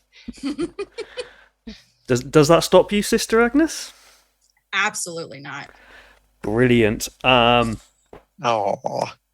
Shame. Let's see how brutally you murder him. I'm going to make you roll a weapon skill check. You are not going to fail this. It will hit, but this is just to see if you get any extra damage dice. Noted. So I am rolling with my chainsword. So it's just weapon skill is 2 plus your in int or I. 2 gives you 4. You only have a weapon skill of 4. I didn't make my sheet. That seems really Yeah, low. because I made her strength and agility so high, it's 8 dice either way. Plus, we needed 40 points for that awesome true faith power. Yep. So, yeah, roll 4 dice. Okay. Oh no, it should be 8 total. It should be 4 weapon plus 4 strength, I think. Weapon skill is 2. The sheet that I'm looking at here says weapon skill is 2 plus I of 2 gives you 4. Yeah. The It's strength not- doesn't come into weapon skill. Yeah. So it's just 4. Okay.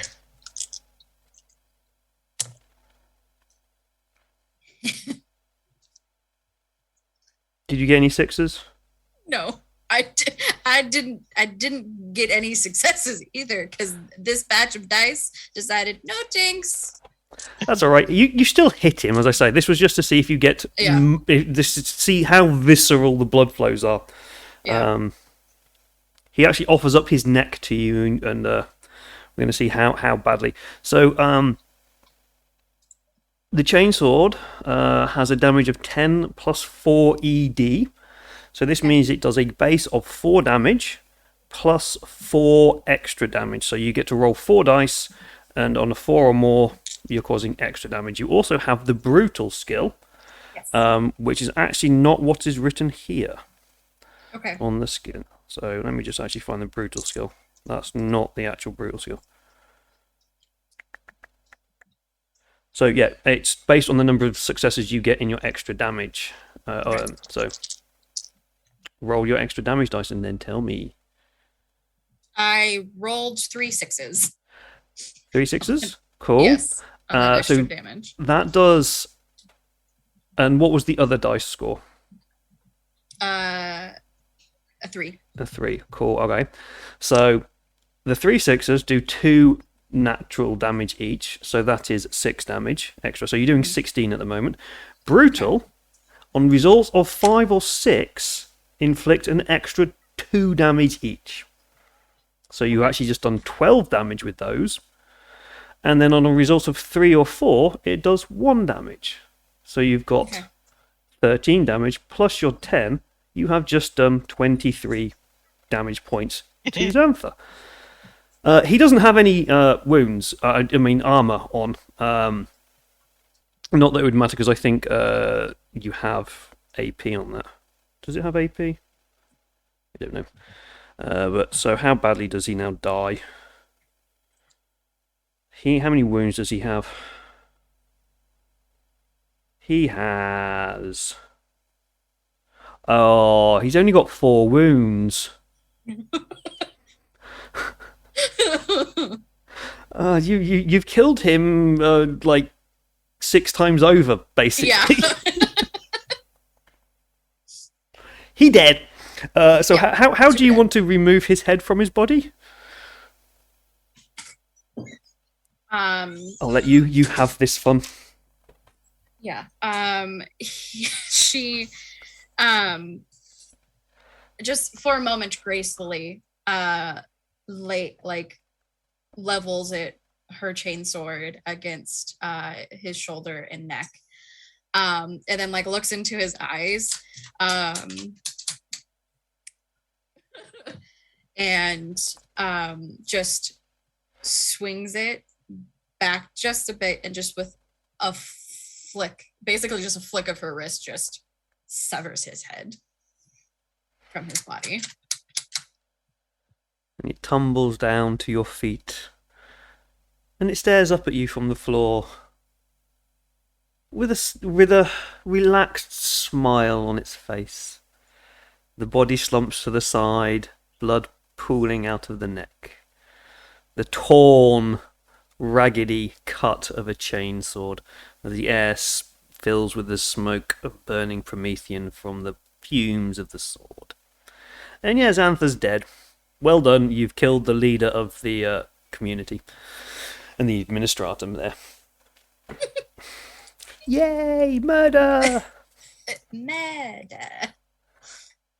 Yep. Murder pool. How does everyone else feel about Sister Agnes chopping this guy's head off? Cornelius is definitely struggling with the sort of the fact that there's a lot of politics in play here, and that could cause a lot of problems, but also the fact that he had a severed head with Eldari symbols under it is so like painstakingly clearly heretical that like he can't really argue with it sort of like legally or even like ethically under like Inquisition ethics. He's definitely struggling. More interestingly, I will say Cornelius is going to be like Trooper Dagon. Your comment there before the execution of that heretic. If you keep thinking like that, we may maybe greater places for you within the Inquisition, should you choose it. So he's sort of like acknowledging that like Dagon has like isn't just strictly a soldier and has like sort of understanding of sort of like the greater Inquisitional like goals and sort of culture that there might be opportunities for him to get promoted into other areas besides just security. Just thought it might be worth asking some questions first, sir. And then just polite bow and go back to making sure no one comes investigating. Even if they did, who is going to question me? Even the simple words of a heretic can corrupt the mind, Trooper. This is how it should be. Even if you were to listen, all he would say is lies. His place Cornelius does not react. Sorry, I feel like this crew has been around together enough that they know Cornelius's general viewpoints on things, and probably both Ravener and Agnes team up against Cornelius a lot on sort of some of the faith and ethical stuff for Probably. agents of the Imperium, and so he's just sort of gonna like walk away, like I'm not doing this argument again right now, and they know. So you are now in a slightly awkward situation about faith in murder, but in a room where there was a heretic, possible heretic, and has been stockpiling data slates and things. We should find out what he was doing, because perhaps his corrupting influence is the problem here. Out of character, does anyone have a high tech, or are we looking for an NPC to break into this data slate? Not me. I don't think anyone here, yeah. Well, The technically, Much as be Mad Gog. I mean, I Much have as an be odd Mad tech. Gog. Mad I have a Dog question. used to have good tech, but then I changed some of the things around and doesn't have any Yeah, tech I anymore. was going to ask, but it sounds like you've already answered my question. As an orc, is tech the stat I would use? Yes, but not in the way that the Imperium would use tech.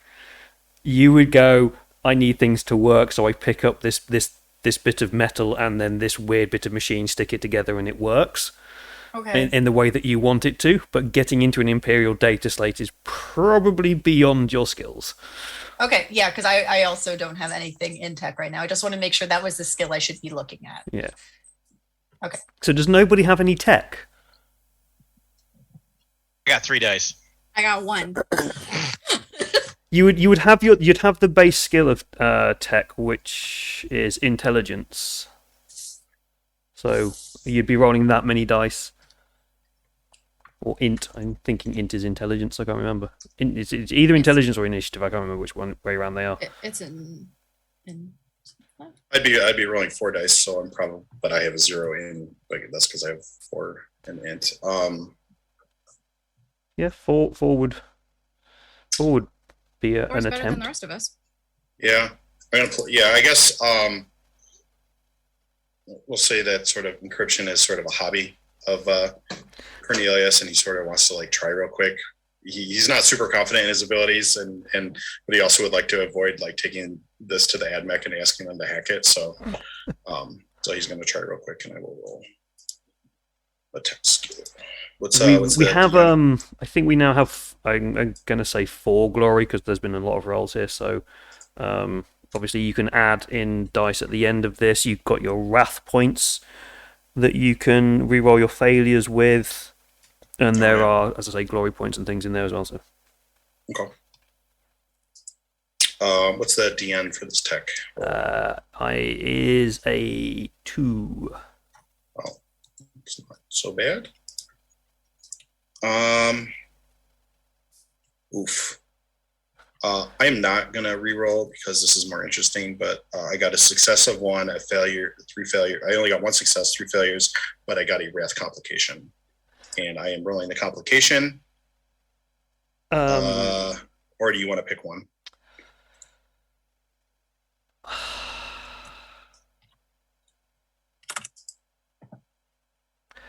I'm just going to say you get locked out of the data slate. Okay. So nothing, you just can't get into it now. You would need to go to the Adeptus Mechanicus to get into it. Your hobby has unfortunately backfired on a spectacular level. Yes, all right. Just swear under my breath, and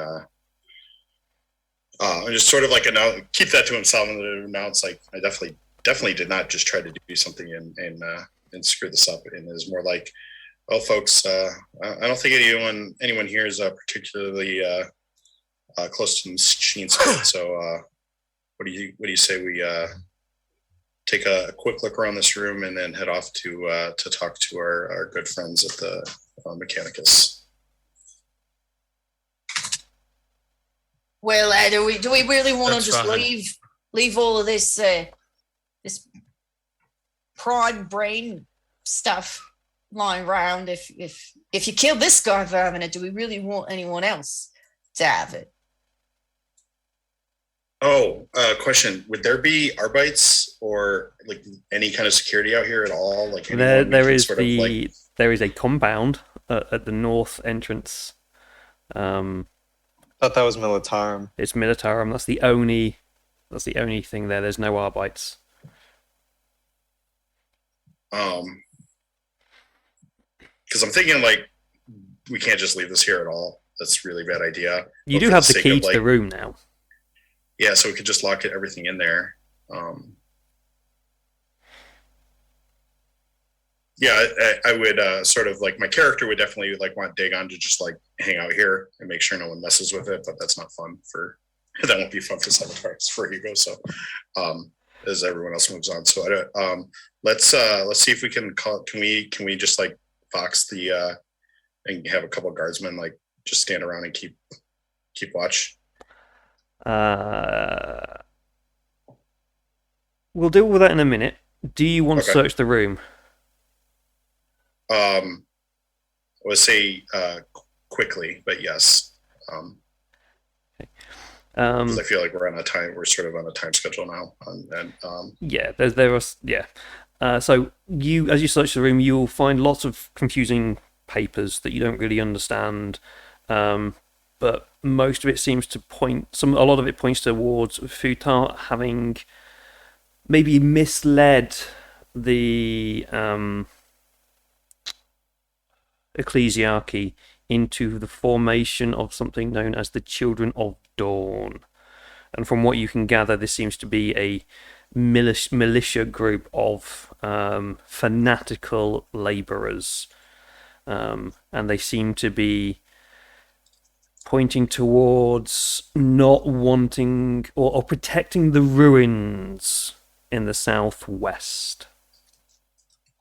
They seem to have been Futar seems to have convinced the ecclesiarchy to form this group to specifically protect the ruins.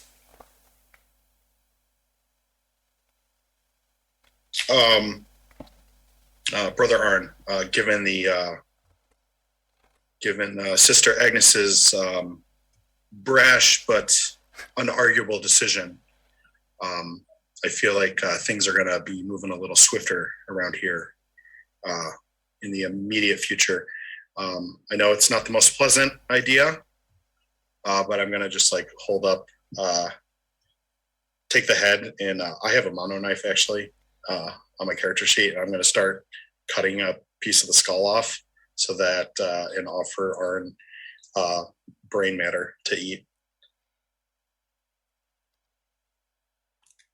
Okay. I'll show you brash actions anyway. Arn, are you going to Think of all the places she could stick that chainsaw. Brash indeed. I can't Am I imagine going that to there are. Yeah, eat the the brain? Mad Dog is not jealous at all that there's a chainsaw and you don't have access to it. I can't imagine that there are rules in the system for what happens when a space marine eats brains. No, but I'm going to go But, with it. I'm going to go with it. I 100% eat the brain. This is a good brain. I've not had good brains for ages. Slightly pickled. Yeah, so as we just said, there are no rules or kind of much lore about this in Wrath and Glory, because of the way the system works, and it's meant for a wider audience of people not eating brains.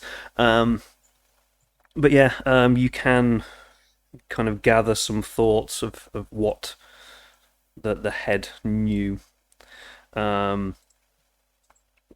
Excuse me, my throat. You get the feeling of darkness, of caves, of being underground, and torture, and also woods. Caves and torture. He was thinking about it. Woods?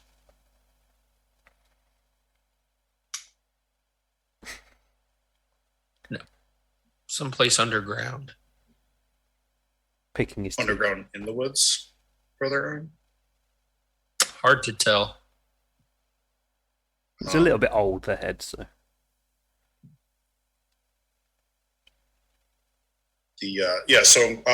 So with the mention of torture though, with the weird Eldari symbols, this is when it's going to really click for Cornelius that this is Drakari, and he's going to say as much to the group at this point, and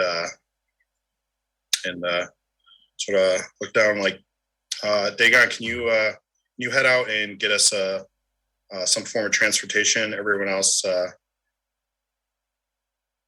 think it's time to head to the woods where Dagon had saw some people hanging out at the very beginning of this, and keep your chain swords well oiled. I think it's I do a lot of talking around here, but I think it's time for the rest of you to shine.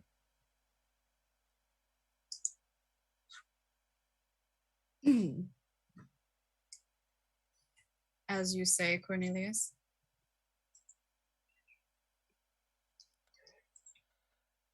And she looks to Dagon and she's just, the woods, you say? Yep, that's right. Something tells me they're not doing camping out there.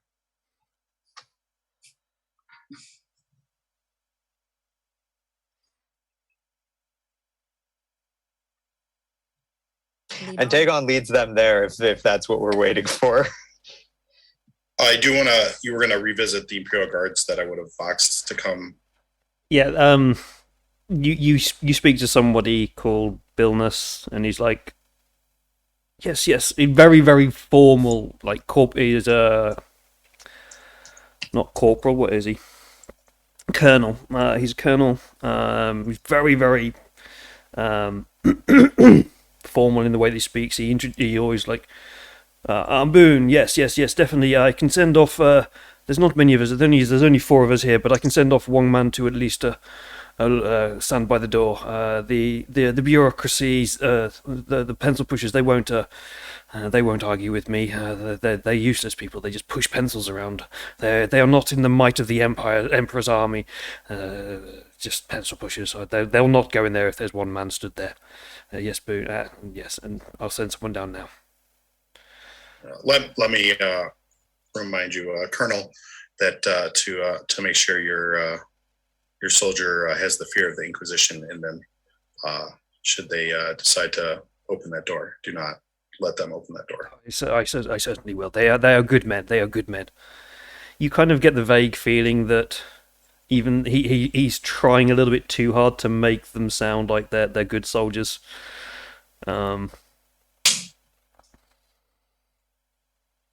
But you have greater things. The Emperor protects, Colonel.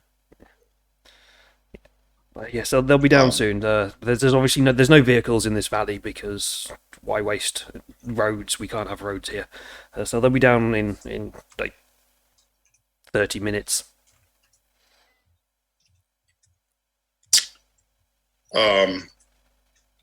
So I guess out of character, do we think that we have enough things to do in the next 30 minutes to sort of stay around here, or you're well enough aware that if you just say to these people, the adepts in the don't go in there, then they're not going to. Cause like getting the fact that Agnes managed to convince one of them to get up was even different. Yeah. Was even a feat. So they're not going to look. I'm just trying to play the part of the paranoid agent, but okay. But it sounds like there's no transportation. Maybe Dagon comes back and like there's no speeders, nothing. Good old foot slogging. And we were dropped off. Hey, hang on. I'm sorry. I just had an idea. Are you going to fly them all? Can we get a Layman Russ? Because that's farming equipment. A Layman Russ is a fat farming tractor with a gun on it. It is, but there are no tractors either in this valley. All the work that you've seen seems to have been done by hand, which is a little bit weird as well. It's not normal. This is why this is the back end of the back end of the back end. They have no farming equipment. There's nothing wrong with our 2 feet. Yeah, but how cool would a Layman Russ have been? And Mad Dog is looking around, and they're like, "I have 2 feet. You have 2 feet, and they have 2 feet. They have 2 feet. So all together we have," and they're trying to count up all the feet. Well, don't. So we actually have more than 2 feet. Don't hurt yourself. We also have a cane. Did you count that? Is that a foot? I don't think that's a feet. It's considered an aid for feet. Count it At as this half point, a foot. I've already started walking. Yeah. Mad Dog is doing the whole orc thing of 1 feet, 2 feet, many feet, 1 feet, 2 many. Don't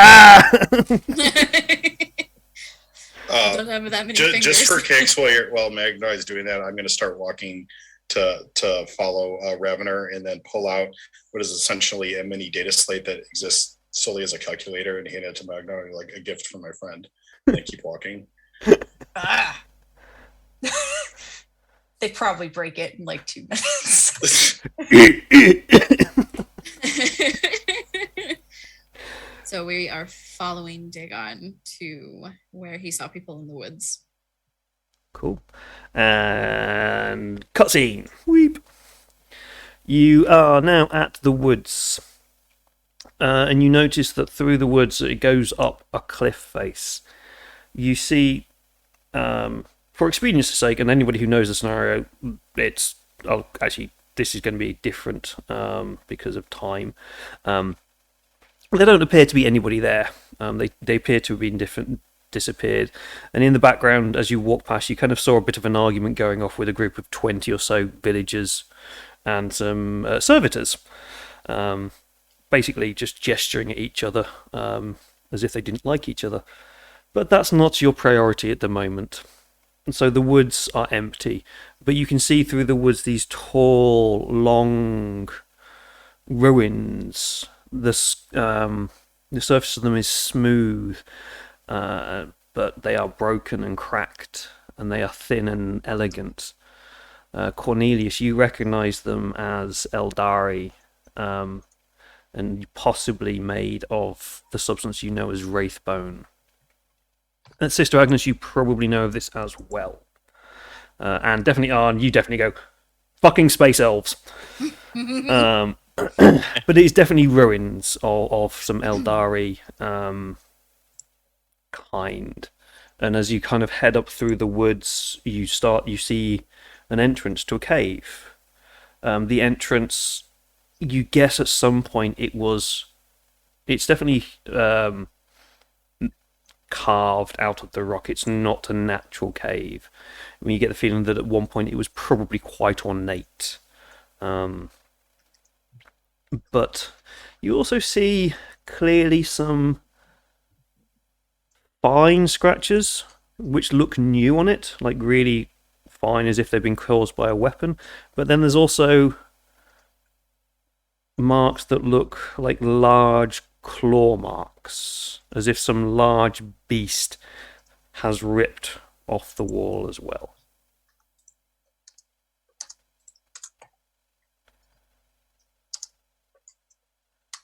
So, realizing that there's probably like some level of danger or combat imminent, Cornelius is definitely sort of just surreptitiously like making his way to the back of the pack as we go through the ruins here.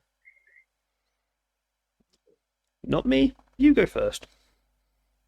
At this point, I'll scout ahead. And I just move off on my own a little bit to take advantage of my stealth skills and just kind of try to scout ahead as my job. Cool. Make me a stealth, please.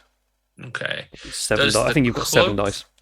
Yeah, the cloak give me any bonuses? The cloak gives you bonuses for people not seeing you if they are specifically looking for you. Okay, and what does it say? I have a use the terrain gain plus rank to any stealth test. If you are jumping between rocks and trees or looking for nooks and crannies to kind of hide behind as you were moving along, that would give you plus your rank number of dice to the roll. Okay. So and I will say yes, you can use the tunnel is you can use that in the tunnel. Okay. So I have a stealth of 3, so that gives me 3 extra dice then. So you've got a stealth of 3, which you'll add into your agility score, which should be 4. Right. So I have 7 dice. And then plus your rank, which should be 1. Ah, okay, that's what that means. Plus rank, and my rank is 1. Gotcha. So you've got 8 dice. Mad Dog as well is pretty good at sneaking. Do you want to sneak through the tunnels? Sure. I wasn't, as a player, I wasn't sure if you guys would be cool with the orc going off and doing things, or if you need to like keep an eye on. I wasn't sure. Agnes would not stop you. Okay, cool. I don't care. Yeah, Cornelius isn't. Yeah. I don't think there'd be any chance of stopping you if you wanted to anyway as an orc. Plus, we've been together for a little bit at least, right? So we kind of know how we operate. Yeah. All right. Yeah. And they're gonna sort of slink off, but less in the scout ahead capacity and more in the I'm gonna sit here and see what's watching us capacity. Cool. I would like to see you slink. Oh, you don't. You don't. I'm just... I know, but just like imagine him like slinking. I'm thinking like a Metal Gear Solid game with like a bush or a.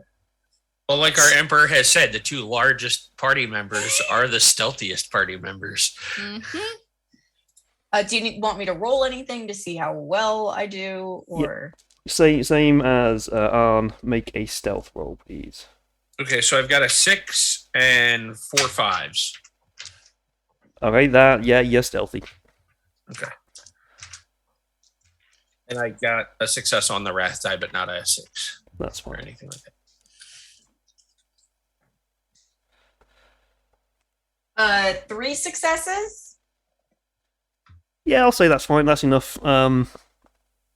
You managed to sneak through the darkness ahead of everybody, and get into the cave system, and start scouting out in front. What's everyone else doing? Are you kind of just slowly moseying on behind?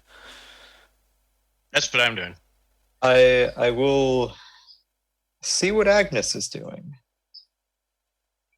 Agnes is making sure all of her weapons are primed and ready to annihilate someone. And she is basically marching towards our destination, while she waits to hear a signal from either Arn or Magog. Yeah. Refresh my memory. The Vox bead, that's like a communicator? Should be. Yeah, it's like a something in your throat. Yeah, that's what I thought. I can never So if it looks clear, I will radio back. So before we decide it looks clear, I need somebody. It could be anybody. Maybe possibly Arn or Magog for being in the lead, to make me a survival will test, please. Sure. And tell me the number of successes you get. Go ahead. Surprisingly, the Space Marine Scout does not get survival. So is that survival plus will? Yeah. You want any of us to do it, or just the two Nah, sneaking? I've got 0 successes. Cool. That's And fine. I'm Just listening to my toddler complain about the fact that her dad's not letting her drink dog water. that is exactly what happens. Dave. Yeah, so I only want one person to do this, and it will be either Mad Dog or Arn, because they're in the lead. As you start to go down into the caves, you hear the sound of claws scraping on rocks and a guttural growl echoing through the hollows from a long way off. You can't tell which direction it's coming from. This is a maze under here, but it's definitely a large beast. All right. I want to kill that. I really want to kill that. And as you do that, you enter into a dusty cavern of rough-hewn rock. Yeah, kind of got no more. It's probably got about 8 other tunnels heading off from it. You can see, especially Magog, your eyesight's actually pretty good in the dark. You can see that there are footprints in the dust on the ground.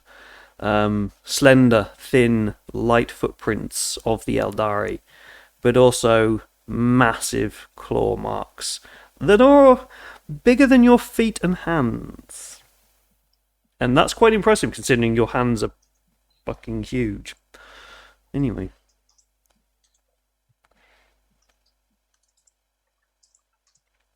So that is what you see at the moment.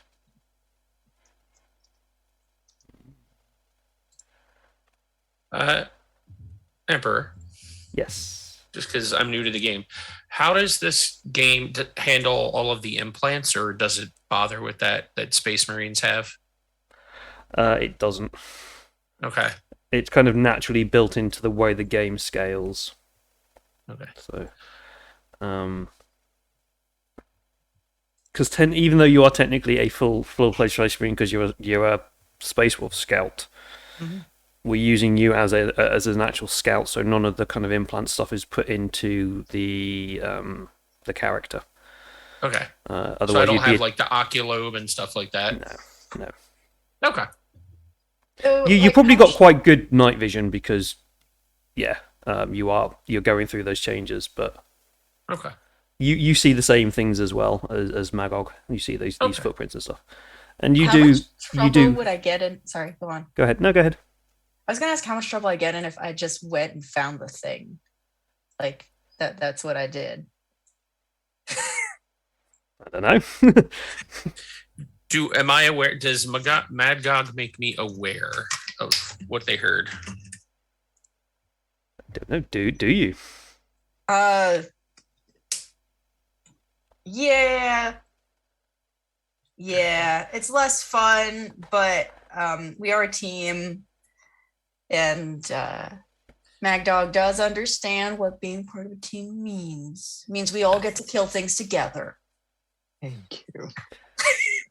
Share the Well, then murder. I will radio back to the rest of the group what Magog has relayed to me. And as a I'm not group, you saying- are probably very much aware that Magog is now about to run headfirst into a fight somewhere by themselves. You are mean, very much aware as a should group this is probably what they would do. hurry. I'm there with Magog. Dagon will once again see what Agnes is doing. She has started her chainsaw again and will storm off into the direction where Magog is certainly about to get into trouble. Great. Dagon will prepare himself for battle, but he will not run ahead. He will stay with Ravenor and Cornelius and try and be as aware as physically possible in case someone tries to ambush them. Because that's exactly what Dagon would do if he were a Dark Eldar right now. Oh, straight up. Straight up. And Arn is more than accepting of the fact that Magog's going to charge ahead and go with them. Yeah. So let me know Ish. when I can Yeah, so scream and stuff and do things. you're probably starting to scream "Wag" just now. It's a slow build up. You're like, I hear something. Excited. Yeah, that's sort of toe tingling excitement, starting You- at the soles of my feet and working its way up. Yeah. You head down the tunnel which you think it came from. Going down the twists and turns of the tunnel, and you enter into a small cave that seems to be between two tunnels. And you see in the corner on the ground a ragged, bloody mess of what you assume was probably human at some point, but it looks like it's just been pulverized by something. And the sound of claws begins to scrape on rocks in front of you. You start to hear this galloping thunder of hooves as if things pounding on the ground, running towards you. But I don't see anything. You catch a glimpse of a muscular blue humanoid, easily 2.5 meters tall, run across the path in front of you. Okay. Then you turn Silent. around, you start to move forward, but you hear it then come from the side. And just as everybody else in the group turns up behind you, for convenience sake, you turn around and you see, barreling down this path towards you, a beast. And for those of you who know the game, this is a clawed fiend. So if you know anything about the world, it's a clawed fiend. I will attempt to take a photo of this and send it into the chat. Oh, thank God. I thought I was afraid it would be an amble. Nope, but this is probably just as bad. So yeah, this is this clawed fiends are kind of genetically mangled together homunculi creatures from the Drukhari. Yes, I don't care about that. Thank you very much. So I'm going to put one in the chat so hopefully everybody can, who doesn't know what one is, can see the furry blue beast with red eyes. Where's it gone? There we go. There you go. That's in the chat for you. Nice.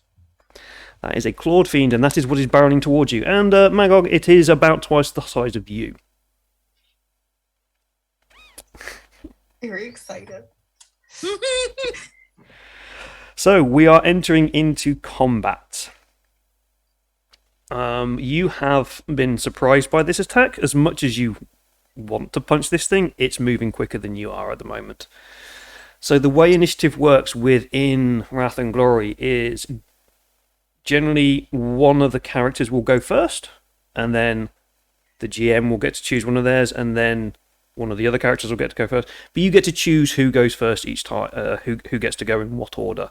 There's no initiative rolls or anything like this, so it's quite a free group discussion as to kind of how to best use your abilities. But it is you, me, you, me, you, me, you, me. But as there's only one of these, it's going to be me, you, me, you. He's not going to go multiple times. But he is running straight at Magog.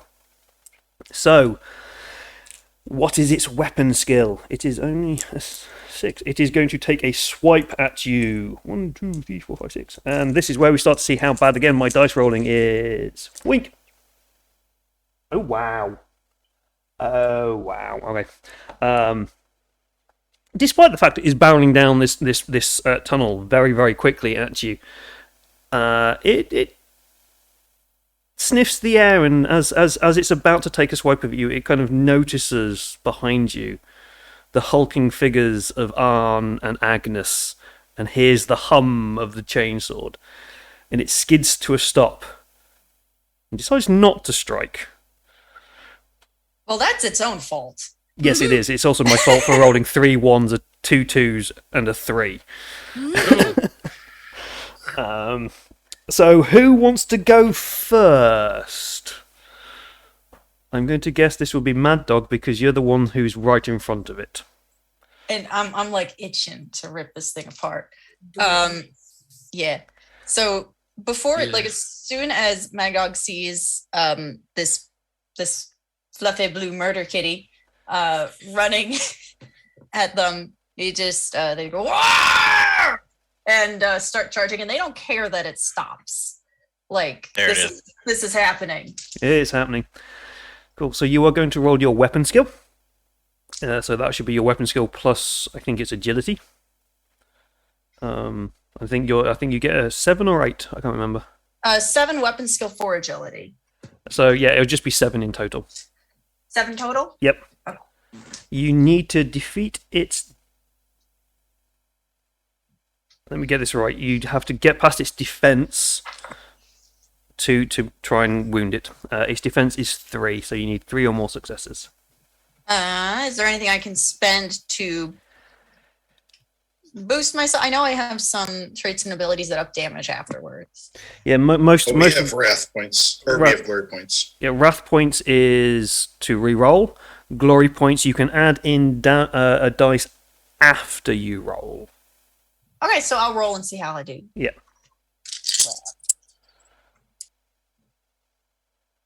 The dice, let's see. So I have I have 2 6s. I have 2 6s, 2 5s, and 1 4. Cool, So that is that's- a lot of successes. Yeah.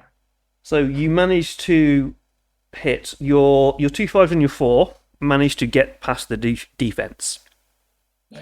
So you've got your 2 6s, which you can use to do funky things with. Okay.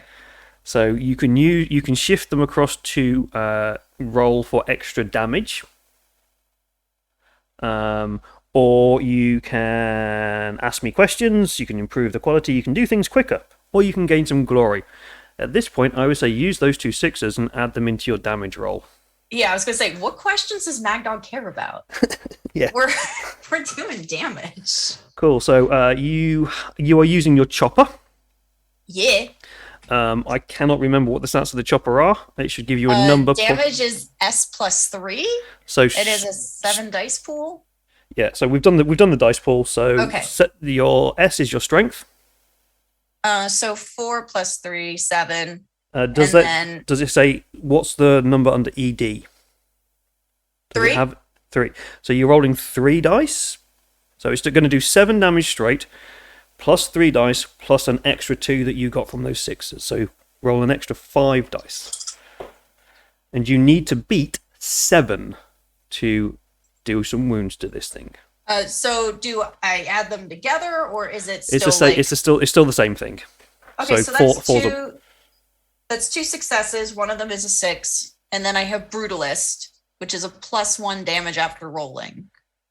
Cool. So that is, how many is that? So you got 6, which is 2, Mhm. plus one more success, plus your damage is 4. You headbutt the thing and piss it off slightly. Does the strength of the weapon, the strength +3 is 7? Does that? Oh is yeah. that like auto Sorry. damage? +7 plus whatever those were. What was that? Sorry. 4. 4. So you actually, you headbutt the thing and do 4 wounds to it. Which, where's its wounds? Why is it? Oh, there's its wound. Okay, so yep, cool. Yeah, you headbutt it and slap it in the side with your big chopper, screaming. Wah! The chopper lodges into its shoulder, and its face kind of cracks as you nut it as well. And you rip out the chopper, and it starts to gush blood. But it's pissed off that you've hit it.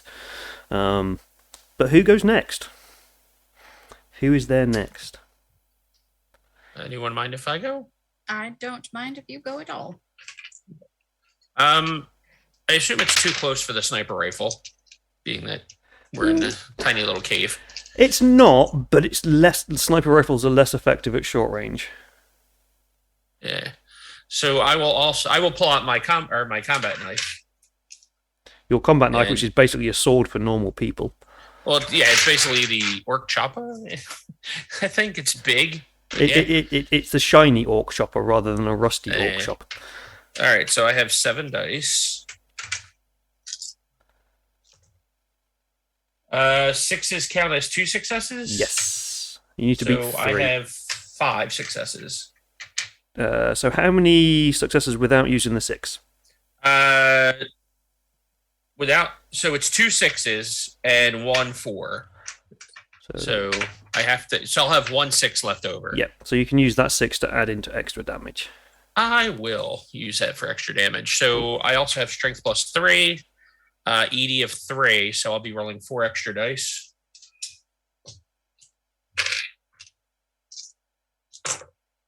One, 2, 3, 4. So another 11. Cool. So that is again another 4. You run up run towards it. Go the other side of Magog. As you see, one arm is limping. You go to the other, and you effectively hamstring it, and it drops to one side. It's crawling along the floor now. It's gasping to try and get away from you guys. Who wants to have the finishing blow? I think, Agnes, you're probably the next one around the corner. Yeah. Do you have a So- bolt pistol? You could probably just walk up and shoot it in the head as it's lying on the floor. Or you can could. chop its head off. I haven't messed with my bolt pistol yet. So she'll walk up to it on the God, you're- ground and just puts her like heavy like armored foot on it and then just shoots. Cool. I'm going to give you bonuses to this shooting because it's not really fighting to get away. It's point blank. You're going to aim. So this gives you an extra 2 dice to the shot. So your ballistic skill plus an extra 2 dice. What is your ballistic skill? 5. Cool. 5, 6, so 7 dice in total. I'm ready to go. Ugh. And my target number? It's 3, so its defense is 3. Okay. So 1, 2, 3, 4, 5, 6 successes with 1 6. Cool. You can move that 6 across to add some damage. Yep. So the damage on the weapon is 1 ED. So you get 2 extra dice. It's 10 plus extra dice. I'll tell you now, this has already killed it, but I want to see how messily you kill it. That's a 6 and a 5. Okay, so that's an extra 3. So you do 13 damage to it. Again, how messily do you kill it? I'll let you decide. You've done an extra 3 over the number of wounds it had left. So she just kind of aims where it would go like sideways between its 2 eyes, and just. It's got more than 2 eyes. Okay. Yes, you are absolutely right. Where it would take out as many eyes as possible, or just annihilate the front of its face. Cool. Yeah, it now has no head. That red bit that you see in the picture, that is now actually just red because it doesn't exist anymore. Excuse me, Dave. Yes. I need to run quick. I'll be back in 2 minutes. That's Sorry fine. about that. That's fine. No worries. You have a dead murder kitty at your feet Yes. now. Murder kitty. So yes, well done. The echo of the gun of the bolter shot echoes reverberates around the caverns. Any pretense of sorry, my bot doesn't like capital letters for some reason. I'm sorry. It also occasionally decides it doesn't want to stop other bots from getting in, but it just stops my my people and my friends and watchers from doing anything, but also then lets through the people that I don't want it to let through. So it's really useless. Any pretense of sneaking up is basically gone as you've just let loose with a bolt gun. So yeah. Do you want to do anything with the body?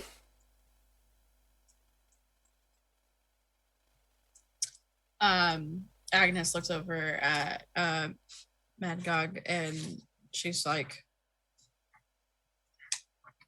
"Do you need it for anything?" Well, I have 2 questions. 1, culturally, do orcs take trophies? 2, the other blue things attacking us, are they still charging us? There's only one. There's only one. There's only one? And yes, you do take trophies. Any particular kind? I used to play an orc called Ear Taker, and she would, or a Goliath called Ear Taker, and she would just cut off everything's ears and wear them as necklaces. Whatever you want. It's up to you. Okay. You'd probably have to fight Arn over taking trophies if Arn is a space wolf. So. I mean, I'll go I take a tooth. I was going to take a tooth too, so I feel like we probably each rip out a tooth and then just sort of like, I don't know what the phrase would be, like bang, like toast them. I don't know. Toast with teeth. Clink the teeth. Clink. There you go. Excellent. Right. It's at about this time that Cornelius comes walking around the corner as he sees Medog and Ern toasting teeth. And he's got a low stick and he's just shaking his head and he's like, Jesus, Emperor, fuck. And yeah. You said nice. Jesus, heretic! Yeah. Cool. Okay. I'm going to expedite the end of this. There's still loads more I want to do, but you guys have the rest of the day. I don't. So, as you head deeper into the temple, as you now kind of start to see it as, you start to see carvings in the wall of slender Eldari figures. And you head down and down and down, and you end up in what appears to be a grand chamber. That definitely appears to be what would have been the central shrine of this temple. In the center of it, there is a large broken statue. Cornelius, you recognize this from your slight studies of Eldari history and things, this is a temple that would have been for Isha, the Eldari goddess of crops and planting and fertility. But it appears not only has it broken, but it appears to have possibly been desecrated as well, with the harsher Eldari runes of the Drukhari. You can hear coming from at the back of the temple, at the back of this massive domed room, where there's another entrance. You can hear maniacal laughter and screams of torture coming, muted screams of torture, I should say, coming from the back. That's gonna be enough for Cornelius to ask Ravnar. He's like, I know this really isn't your thing, but could you send a message back to literally anyone that you can reach that we need more force here? I don't even know if there's like other telepaths on the within range or anything. Are we completely on our own? I cannot do that. Oh, you can't? Is that a It's specific? not a blessing the Emperor has given me. Okay. You're Yeah, on that's your a own. specific psychic power I did not take. Okay. I can try screaming real loud if you like. Yeah, I feel again where this is not my arena, shall we say? So there's Mad Dog. There's bad people over there, and I feel like the amount of violence required will be high. So I encourage you to be violent. Well, I don't really care. So I was going to go like Putinesca on that. I can't get it out of my head now. Okay, you might have a Putinesca orc now. I don't really care if they're bad or not. I just want to kill them. I just want to kill him. Question for the Emperor. Do these Eldari, is that the word I'm looking for? Are they known to use any psychic powers? Yes. Okay, Dirty space holes. cool. Awesome. Thank you. I'm just seeing what powers might come in useful as we run into here. You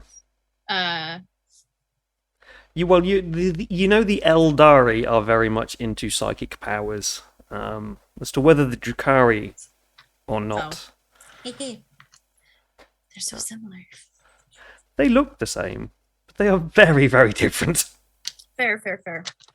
I don't know. From the pictures some of my other players have been sending me, they have very different fashion sense. Physically, they look the same. Drukhari, as I say, they're kinky murder elves. Kinky murder elves. Got it. Pretty much sums it up. Most of them are kinky murder elves who like lots of sharp things. There's also some weird ones who like cutting things up and sticking them together with other things. Hence our friend in the cave back there. So as Cornelius seems to kind of like be bowing out as a pseudo party leader because fighting isn't his thing, Agnes will step up, and she's just she looks over each one, and when she addresses, she's kind of not leaving Mad Dog out, but kind of is we fight and we shall win for the Emperor.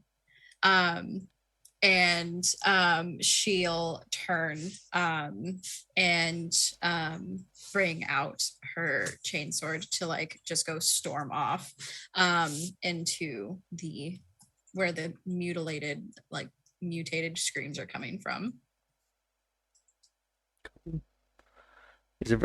Mad Dog, are you going to race ahead, or are you going to?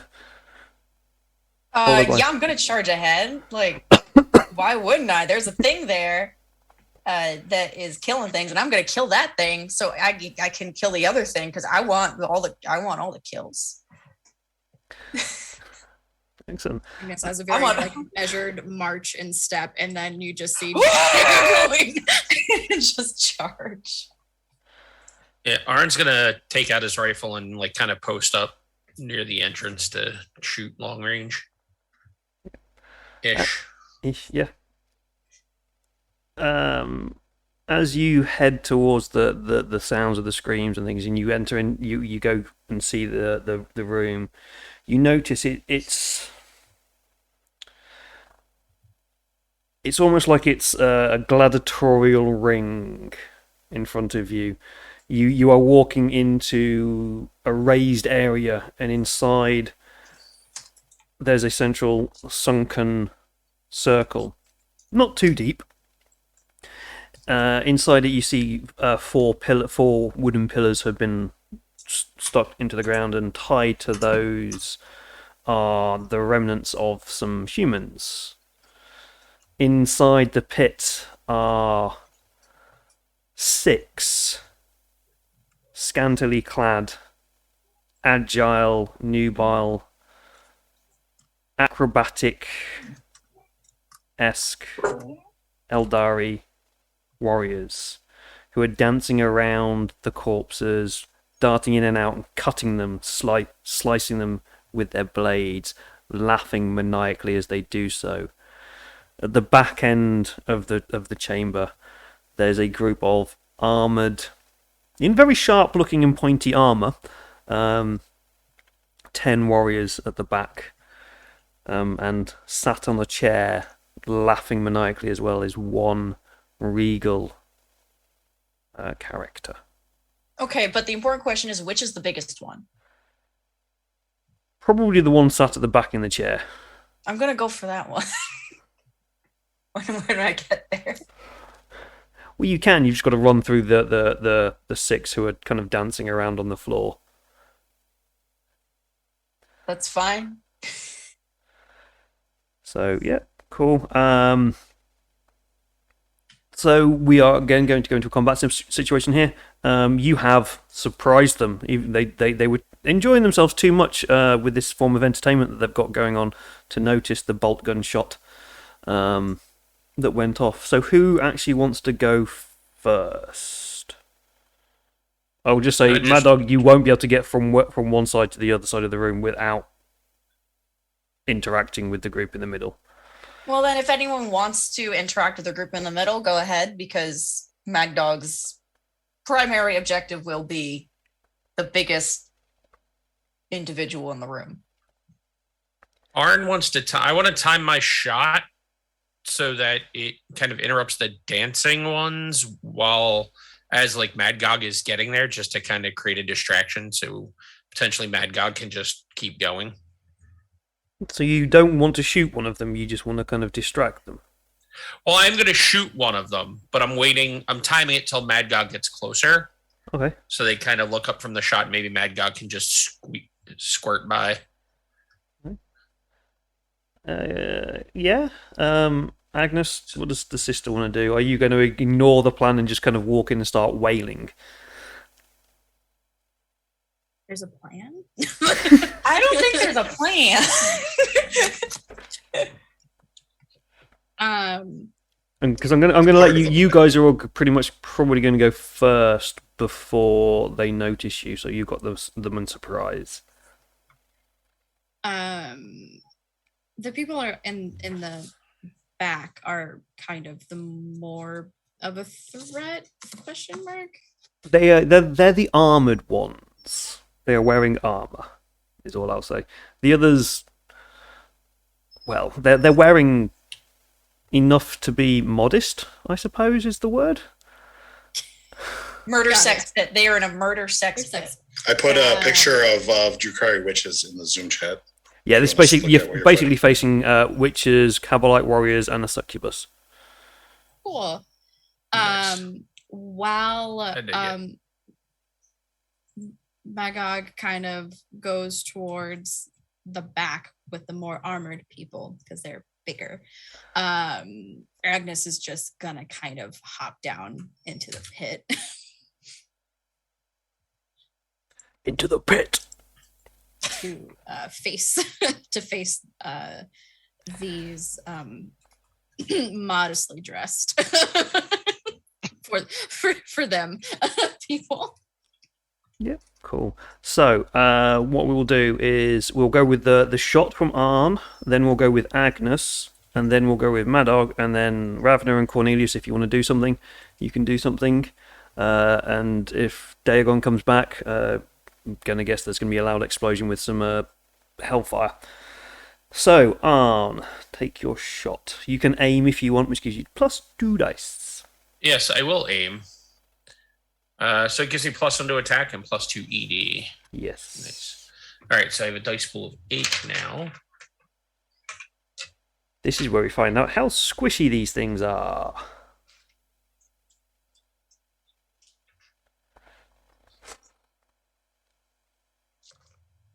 Oh.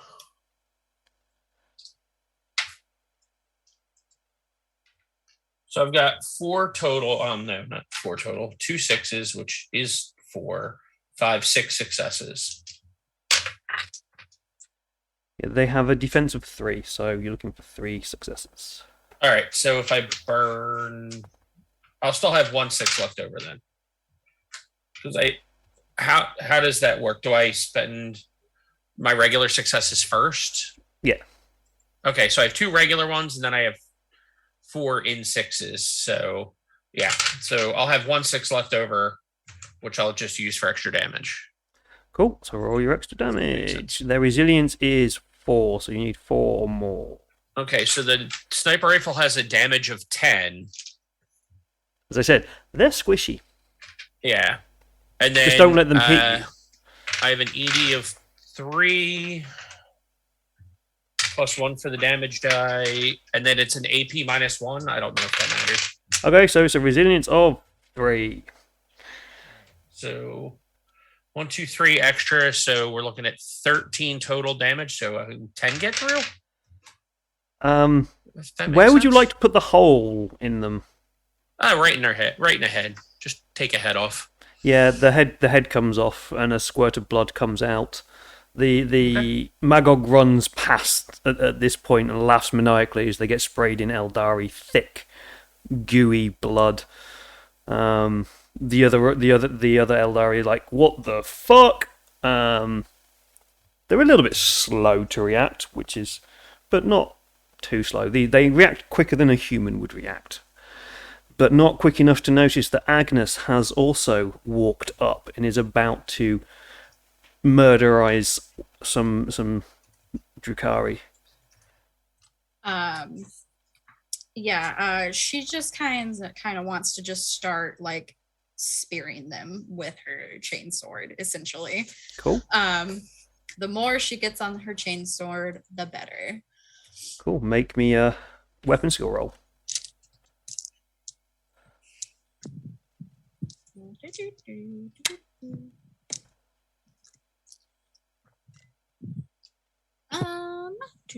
Two successes? No 6s. Okay, you only got 2 successes. Do you want to use a wrath point to re-roll your failures? Because that is not enough to hit. Yes, I will. So re-roll the ones that I didn't. You succeed can't. on? The only thing with the re-rolls is you can't re-roll the wrath dice. If that's Okay. a failure, that's always a failure. Okay. Then I will spend a wrath point to re-roll. Okay. That'll be brain. 4 successes. Yep, that has definitely hit. The weapon, it's what? Strength? It's like stupid strength, isn't it? Strength +3? Yeah. And a load of extra dice. So the chainsword is 10 plus 4. Oh god, it's 10 plus 4 and it's brutal, isn't it? Yeah. So that was So you're rolling 5 dice. Yep. You know these Drukhari that were here? I think they're all about to disappear in a bloody mess somewhere. That is 4 successes on the extra die. On the extra damage. As one of their heads just disappears from the shot from Arn, you walk up behind another one, and just bring your chainsaw down, and just because there's no armor there, it's like cutting butter. It just goes straight through, and it's like you see in the movies where they do that whole body slide thing with sharp objects, but it's not quite as neat and nice as that because this is a chainsaw kind of cutting things in half, and it just kind of peels apart in a bloody mess. We shall go to Mad Dog now. As you run past this bloody mess, are you going to go and attack the one on the chair, the succubus? Yes. Cool. Kill my favourite character before it even gets to go anywhere. Do it. Do my job. it. Do it. Really? There's a thing that lets me reroll. Your wrath points. You should have 2. If possible, I would like to use one, please. Yes. You need 5 successes. That is significantly better. So that I got a 6, which is 2, and then 3, 4, 5, 6. Yeah, you've definitely hit. Now make your I'm guessing this is your chopper. Yeah. Yeah. So smack him in the head, which I think is strength plus 3. So I roll 3. Woo! I roll 3 dice. Yep, strength plus 3 dice. Okay. So that's 2 successes on the 3d6 roll. And then I add my strength to that, which is 7 total. And then I get the +1 damage after rolling for Brutalist. So that's... So 7, 8. 8. That's... Is that with the strength of your weapon? Yeah, no, so you've got another 3 on top of that because you've got strength of the weapon. Oh, cool. So yeah, the succubus who sat on the chair languishing in a very kind of relaxed manner sees you running towards him, jumps up, draws what looks like a small pistol, starts to take aim at you, but you are running fast. Yes, you've got the scent of blood in you now. You've got it smeared across your face from the shot from Arn. You leap up, chopper up in the air, and you just come crashing down and go straight through the armor, straight into the neck of this succubus, nearly cleaving the creature in half with your brutal strength. And it falls to the floor dead. And you see why this is actually only meant to be a tier 1 game. But still, anyway, who wants to go next? Ravna, Cornelius, or Dagon? What's left? There are 4 more witches and 10 Kabbalite warriors. And they are all in front of Agnes and Arn. They are all able to be shot at or done nasty things with in any way, shape, or form. So if you want to start smiting, mind-bulleting people... I'm going to burn them with chaos fire. Uh-oh. That's why I need to make sure I can't hit these other people. Oh, okay. What's the blast on it? Medium, unless I roll real well, and then double medium from a point I choose, so I can aim it up to 25 meters away as the center. Which one is it? Dark flame. Dark flame targets blast medium. Blast medium is 6, so it would hit.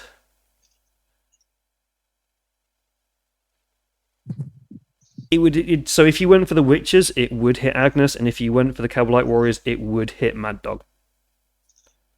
Kabbalite warriors it is. The orc's fine. The orc's the one without the armor. Exactly. I think we're about to Sister kill of an battle, orc. that's not a good idea. Yeah, Mad Dog has no armor whatsoever. I don't think that would matter with this one, anyways. Oh, it's shock. Okay. 5 successes to hit. What is it? It's seven, isn't it? So Yeah. you can re-roll.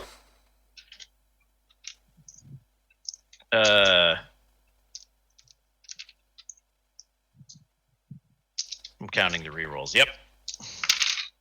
Obviously, with 9 spending the successes raffle. to hit. There you go.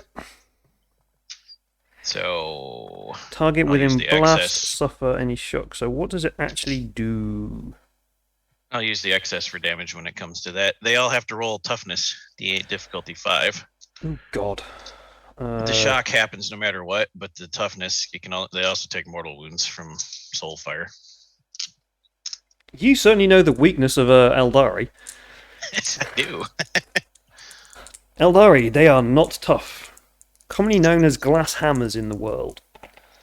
Yeah, no, I'm choosing them as a group. They just failed their toughness roll. Because they only have a toughness of 2, so they can't technically succeed. The orc too has to roll toughness.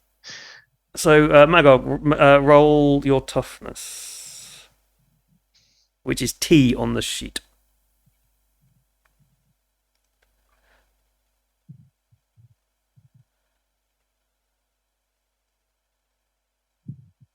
That is 4 successes.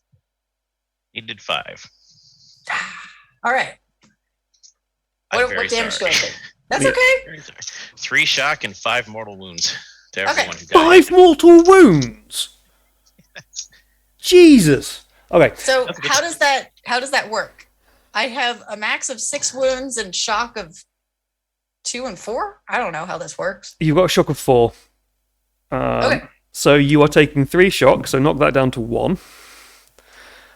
Mortal wounds ignore armor and ignore resilience. Well, I don't have armor anyway, so that's easy math. Yeah, I so you're have taking 1. 5 wounds, so you've got 1 That's left. fine.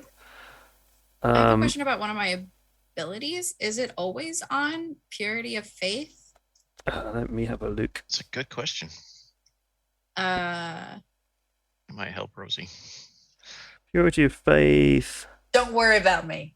no, it just Yes, it's always on. so would Rosie technically have gotten 2 extra dice to roll? Yes, I'll say yes, because it's technically a psychic power that it shouldn't have. It's a chaos psychic power. So you get 2 bonus dice, Rosie. Well, thank you. to And roll. that gives me another 2 successes. So you only take the shock then, none of the burning. Oh, nice. The faith of Agnes puts the fire out of you. Still gives you a massive fucking headache, though. Yeah, Okay. I rolled a lot of 6s. Cool. So my shock is 3, Yep. or I took 3 shock. You so took I have 3 1 shock. shock left. Yeah. Cool. All right. Shock is kind of like your mental fortitude. I tell the corrupt creatures that let the filth they wallow in burn them, and I hit them with the fires of chaos of the warp. Oh. Yeah. So you do 5 mortal wounds Yes. and 3. Is this to everybody in the blast? Yes. You watch as 6 of the Kabbalite warriors burst into iridescent flame, and they start to writhe and scream in agony, and not the kind of agony that they're used to enjoying, but burning, horrible, mutating flames of chaos agony as they wither and fall as empty husks to the floor. Yeah, you just murdered 6 of these bastards. Not only just I'm breathing with, heavily and coughing. not just with the mortal wounds, but also with the shock as well. Their heads exploded. So yeah, that's nasty. That thing. Right, Dagon and Cornelius. Dagon, I need to tell you your weapon stats. Yeah, that'd be nice. Are we getting ambushed yet? Because I'm still expecting a bunch of like hellions to pop out from behind us and like cut us off. This still feels way too easy to me. We actually seem to be the ones doing the ambush. Yeah, you've currently basically ambushed them. I will explain why it's easy in a bit. But Okay. your hot shot volley gun is damage 10, 1 ED, Okay. minus 2 AP, Okay. and it's heavy 4, which means you get 4. You means you can't move and shoot. That's fine. Okay. Does Cornelius seem to have a preference on who I shoot between the witches and the Kabbalites? Barely paying attention. I'm literally smoking a cigarette. Just sort of like sort of like You done yet? just like looking out of cover. You done through yet? the You door. done yet? Okay, in that case, I'm just gonna pop off a couple of shots. I'm gonna pick a target. Odds which, okay, I guess it's a Kabbalite. I'm gonna pick the closest Kabbalite and pop off a couple of shots. Cool. Make me What a do I shot. roll? Roll your ballistic skill, please. Ballistic skill is ungodly, is what it is. Is it 8 or 7? I can't It's remember. 9. 9. It's 9. God. So technically that's 8 plus the wrath die. The wrath die replaces one of the normal dice. Okay, cool. So that's a 6 on the wrath die. And that's 1, 2. What's the difficulty? It's, It's 3. 3. Okay. It's really not good. Oof, this is a really terrible roll.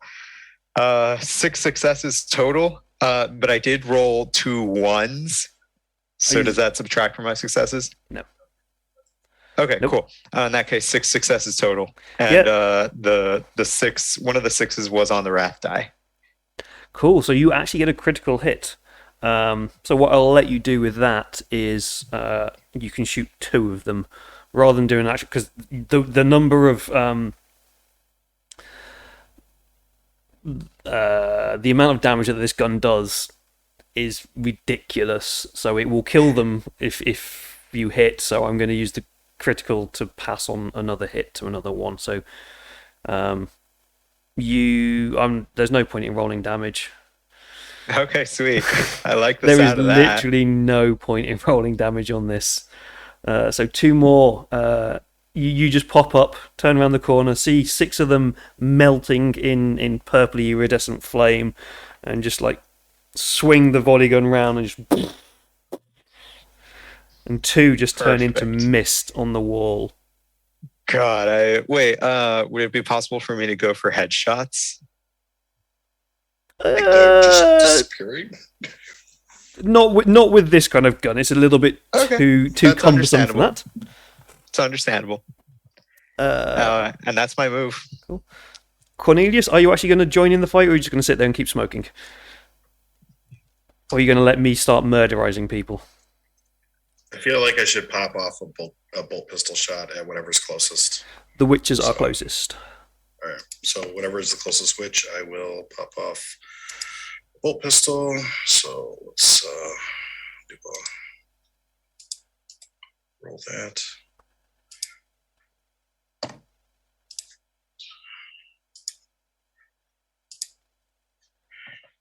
Okay.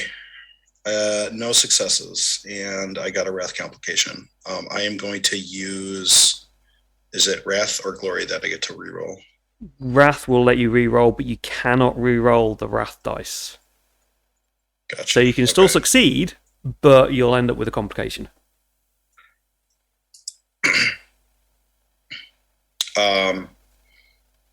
That is 2 successes then. So I still don't hit the. You still don't miss. You just turn around the corner, throw the cigarette, the stim stick on the ground, just like whatever, they've got this, and just kind of blast into the air. And as a simple thing, You're out of ammo. Just to do this. Largely unbothered, but I alright. tried. Yeah. They've got this. Right, Agnes. You're about to get attacked by... I think there are 3 witches left. They're going to work as a mob, so they're all going to just attack as one group. So, weapon skill of 8. What is your resilience? That's an excellent question. My resilience in my power armor is 11. Sorry, I mean your defense. My defense is... That can't be 10? 1. Oh, 1, okay. It means you're really easy to hit, but you're like covered in lots of armor. Okay. So they have definitely hit you.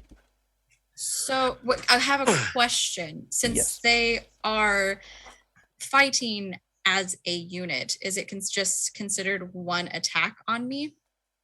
Yes. Then can I spend a faith as a reflexive action, or spend 2 faith, my apologies, to force the attack to miss me using the Emperor Protects talent? Yes. That face. Do you know how many 6s I just rolled? I can see it on your face, so I'm like, no, I'm good. I'm really good. Yes, okay, so all the witches miss. They come in to Beautiful. strike you, and then you just kind of go, whoa! And blind them in your angelic light. I just kind of imagine them all tripping over their modest dress. Fine, okay, right. I'm The sorry, I remaining ruined 2 your fun. Cabalites are going to pick up... Do they have... What? Yes, they have splinter rifles, good. They're going to pick up their splinter rifles. This is going to be 2 shots, and they're going to fire them at Mad Dog, because you're the closest target. So, they have ballistic skills of 6. What is your defense, Mad Dog? Where does that live on my sheet? It should be somewhere near the... kind of halfway down the first sheet. Oh, defense 2, resilience total is 5. Cool. Okay, so defense. So the first shot has hit you, and the second shot has also hit you, because this game is really easy to hit things, and then it's usually difficult to wound things. Doo-doo-doo. And they do... One shot does. So your defense, your resilience is how much? 5. 5. One shot does 2 damage to you, Okay. and the other shot does 3, and you are now poisoned. Don't I have resistance to most poisons because I'm a snake bite? Yes, you do. I did read that part. You're a commando as well, and you're an orc, and orcs are generally quite resilient to these kind of things. So yeah. But I've probably just done a lot of damage to you. Yes. I think you just did 5 damage to me, and my max wounds is 6. Cool. So I don't know what that means in the system, if I'm still standing. Or... You are still standing. If you take 1 more wound, you'll become unconscious. All right, that's fine. I scream in glory of battle. I don't know. I'm gonna work. I keep You going say until I'm wag a lot. Yeah, you say wah. dead. Ah! Stop hitting me! Ugh! I don't think they worry about that, but it's like they go until they're dead. Cool. And we're back to the top. So this is now where we're into a true thing. So it'll be one of you, then me, then one of you, then me again. So who wants to go first? I'm probably going to suggest that Mad Dog goes first so they don't get shot and killed. Okay. Works for me. Yep, let's do it. Yeah. I'm happy to go very late in the turn for you warriors.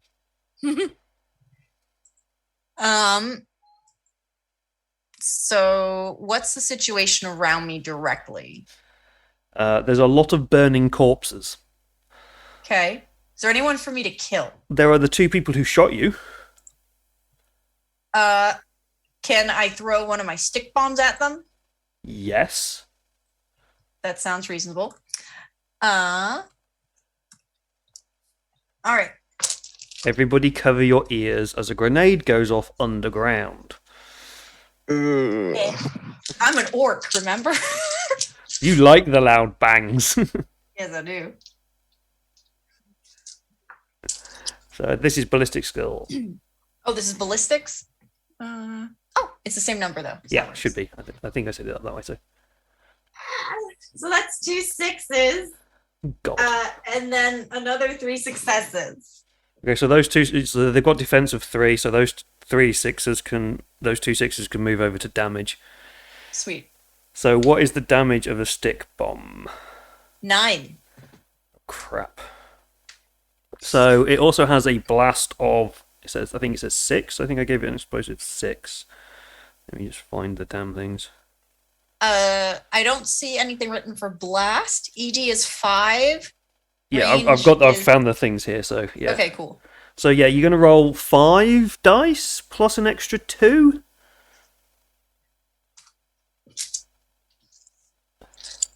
Yes. Stick bombs are nasty. 5 successes? Okay. With 1 6. So total it's 5, counting the 6 in there. So that's 14 damage to everybody. If there was, so it has a range of about 4 meters around it, and if there was, it would damage 6 people within that area. There's only 2, and they both take the full frontal force of this stick bomb. This crude stick with some gaffer tape, spit, and a bolter shell rammed on the end, thrown at them, and it explodes. And well, it lands at their feet, and they stare at it, and then it goes off, and they lose both. Each of them lose a leg, and they just kind of fall into each other, and then collapse onto the ground, dead, legless. Yeah. Scream of delight. So they are now dead. So that means next up will be the witches, who are going to again attempt to fight Agnes, who's probably going to go, nope. Agnes is going to nope me again.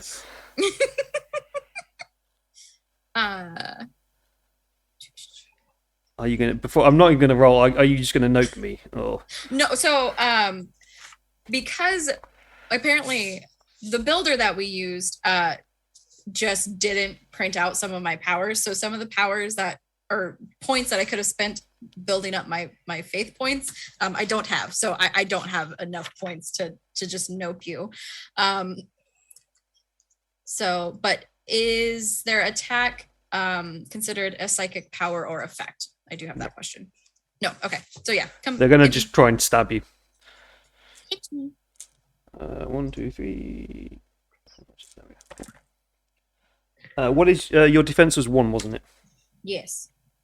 Excellent. So they I'm very have. squishy. Oh god, that was awful. That was nowhere near as good as my last dice roll. Good.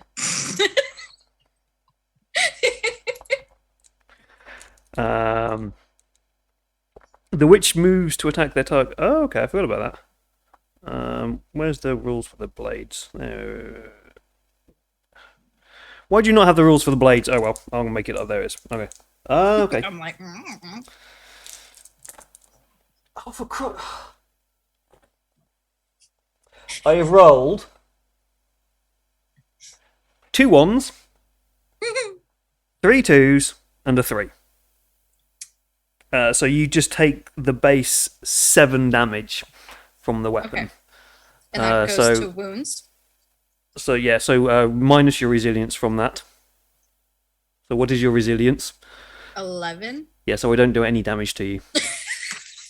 The blades skitter across your armor.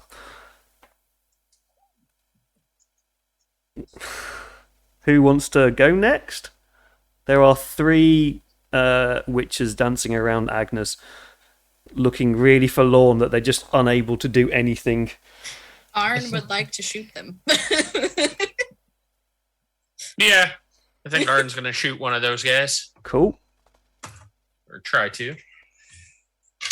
All right, so can I aim again? Yep. All right. So 8 dice.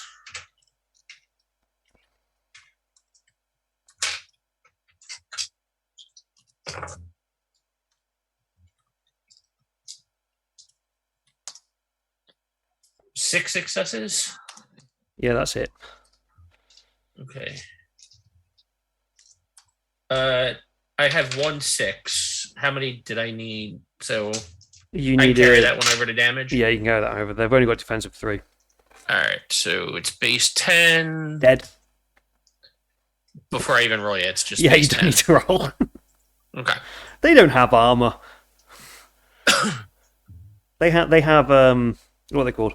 Braces that hold up underwear. Nice. So one of them again disappears. Their head goes away with the sniper shot to them. There are 2 left. Who wants to take on the last 2? Have I gone? This. Dagon. Get him. Get him. I will say, Dagon, with the weapon that you have, if you fuck this up, Oh. Agnes is in combat with them. Well, I better not fuck up. I Boy, swear to hang- goodness. Hang on, let me roll the wrath die first, because I feel like that's the break point. Technically, you're not meant to be able to do this, but I kind of like the idea of doing this. Well, I rolled a 6, so I'm glad you like the idea. So it's a critical, so again, I'll let you hit both of them. As long as you hit. You need- 1, 2, 3, 7. 7 successes. Yeah, Oh no, 9 successes. yeah, they're eviscerated. They disappear. Agnes brings up their chainsaw and just about to bring it down, and then they just disappear in front of them. They were there, and then they're now not. And the chamber echoes with the last shot of the Hellblaster, basically, as there are no more live Drukhari down here. And we will I will do a closing scene here to wrap the story up, as that is basically it, and it is getting late, for me at least. As you clear the room of the Drukhari, the cabal of the bloodied claw, you find within the chest next to the succubus's corpse papers from Xanthar that basically say that they had formed an uneasy truce. Xanthar would put the elder community members, the elder labourers in the southwestern fields for them to raid, but were not allowed to take large groups. But then you also meet another person in the caves.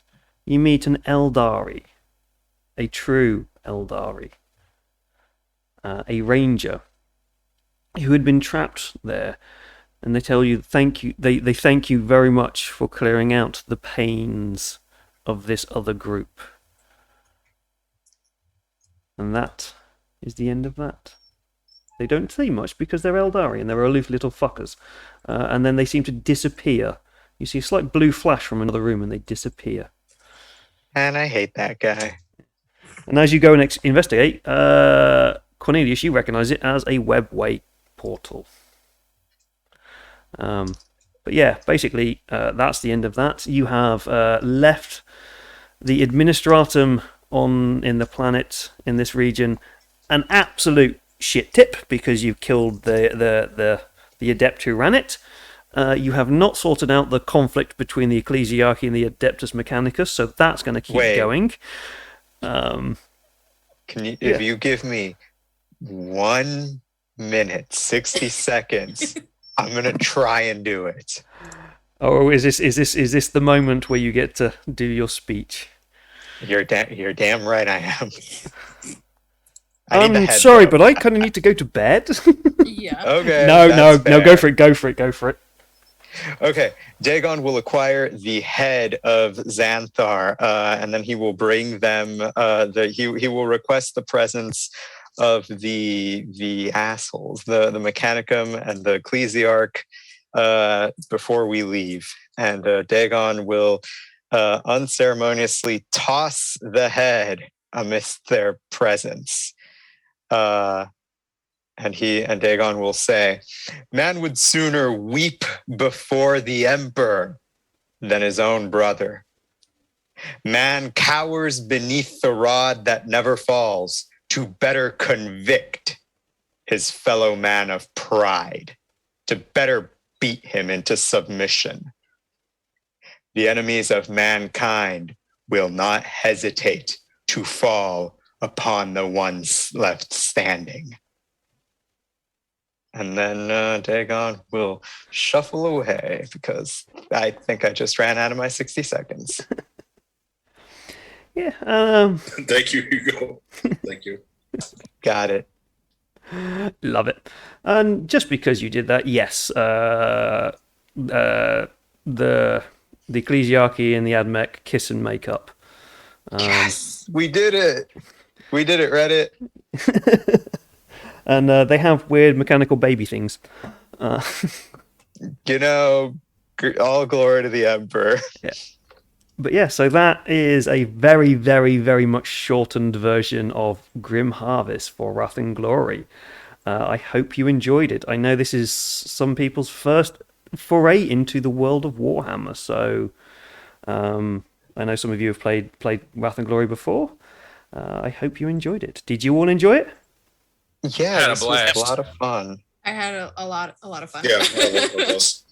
In fact, in the middle of playing, especially as we got into combat and it wasn't as needed, I went and bought the PDF, and I have been going through, Nice. and seeing what we missed. Litany, yeah. I bought the Litanies of the Lost, which is available on cubicle7games.com or on DriveThruRPG. Yes, the scenario is probably written to probably go over like 6-7 hours, because you can go and investigate all of the connections with the Ecclesiarchy and with the Adeptus Mechanicus, and even go up to the compound. There's some weird stuff from the compound and things. It's truly more a political intrigue story. But this is 40k, so we want to murder things. So let's murder things as well. But yeah, this is my first time, even though I wrote the scenario, this is my first time actually running it. So thank you very much for actually playing it and making it great fun. And we need Rosie to play orcs more often. So definitely. But yeah, so we'll wrap up. If we go around, I think we'll go around the opposite direction this time. I can't remember. I think we'll start with Rosie and then go around that way. So if you all want to say who you are, where people can find you, and if you've got anything cool coming up soon. So we'll start with Rosie. Who are you? Yes, I am Rosie, regular size mom. You can find me on Twitter at mom_size, and on Twitter, TikTok, and Instagram as Odd Duck Dice, because I like dice so much I decided to make them. So check that out. You can find me every Thursday and Sunday on Vorpal Tales. Currently on Thursdays, we're playing Savage Supers, where I am a superhero named Fingerbang, and I shoot lasers from my fingers. Pew, pew. And yes, and in a few hours, 9 p.m. Eastern Standard Time, you can watch me be a mage in White Walls, run by Tyler, also featuring Savannah. And I am a syndicate mage, so I twist people's realities with money.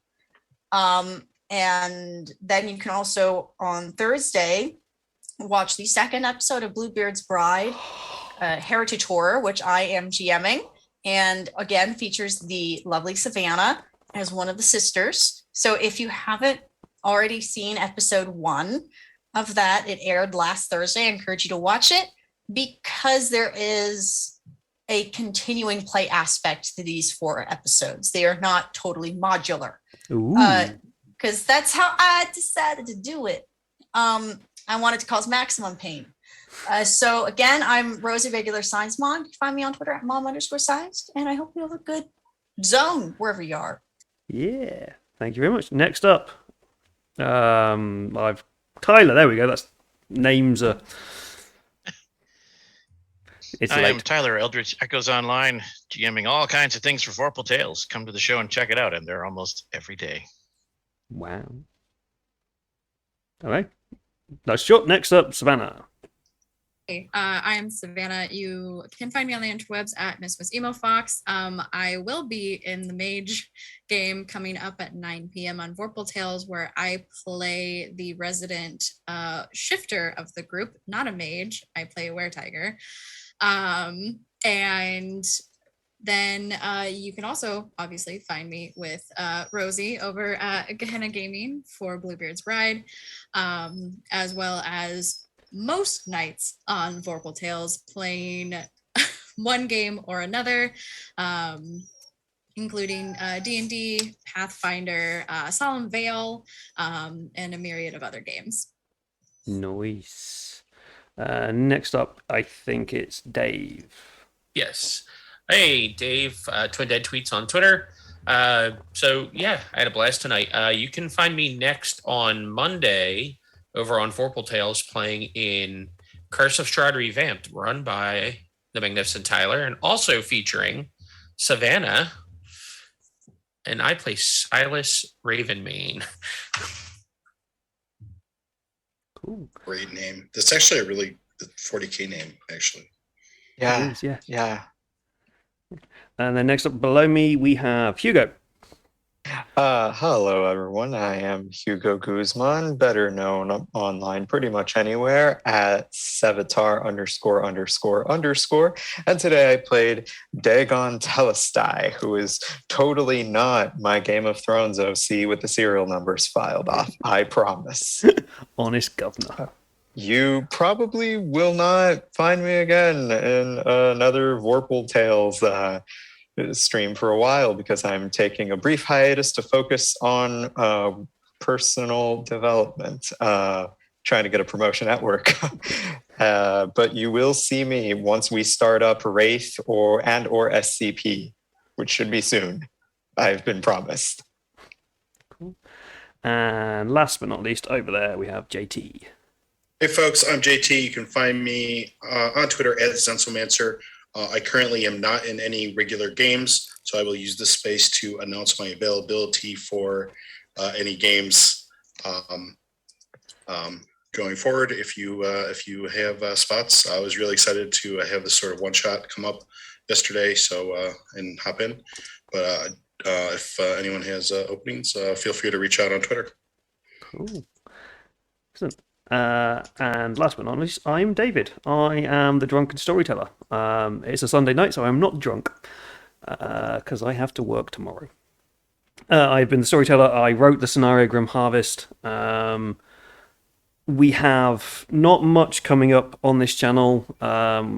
We have two things happening so far. We've got second part of Tom Meur's Heart, the City Beneath happening on Tuesday.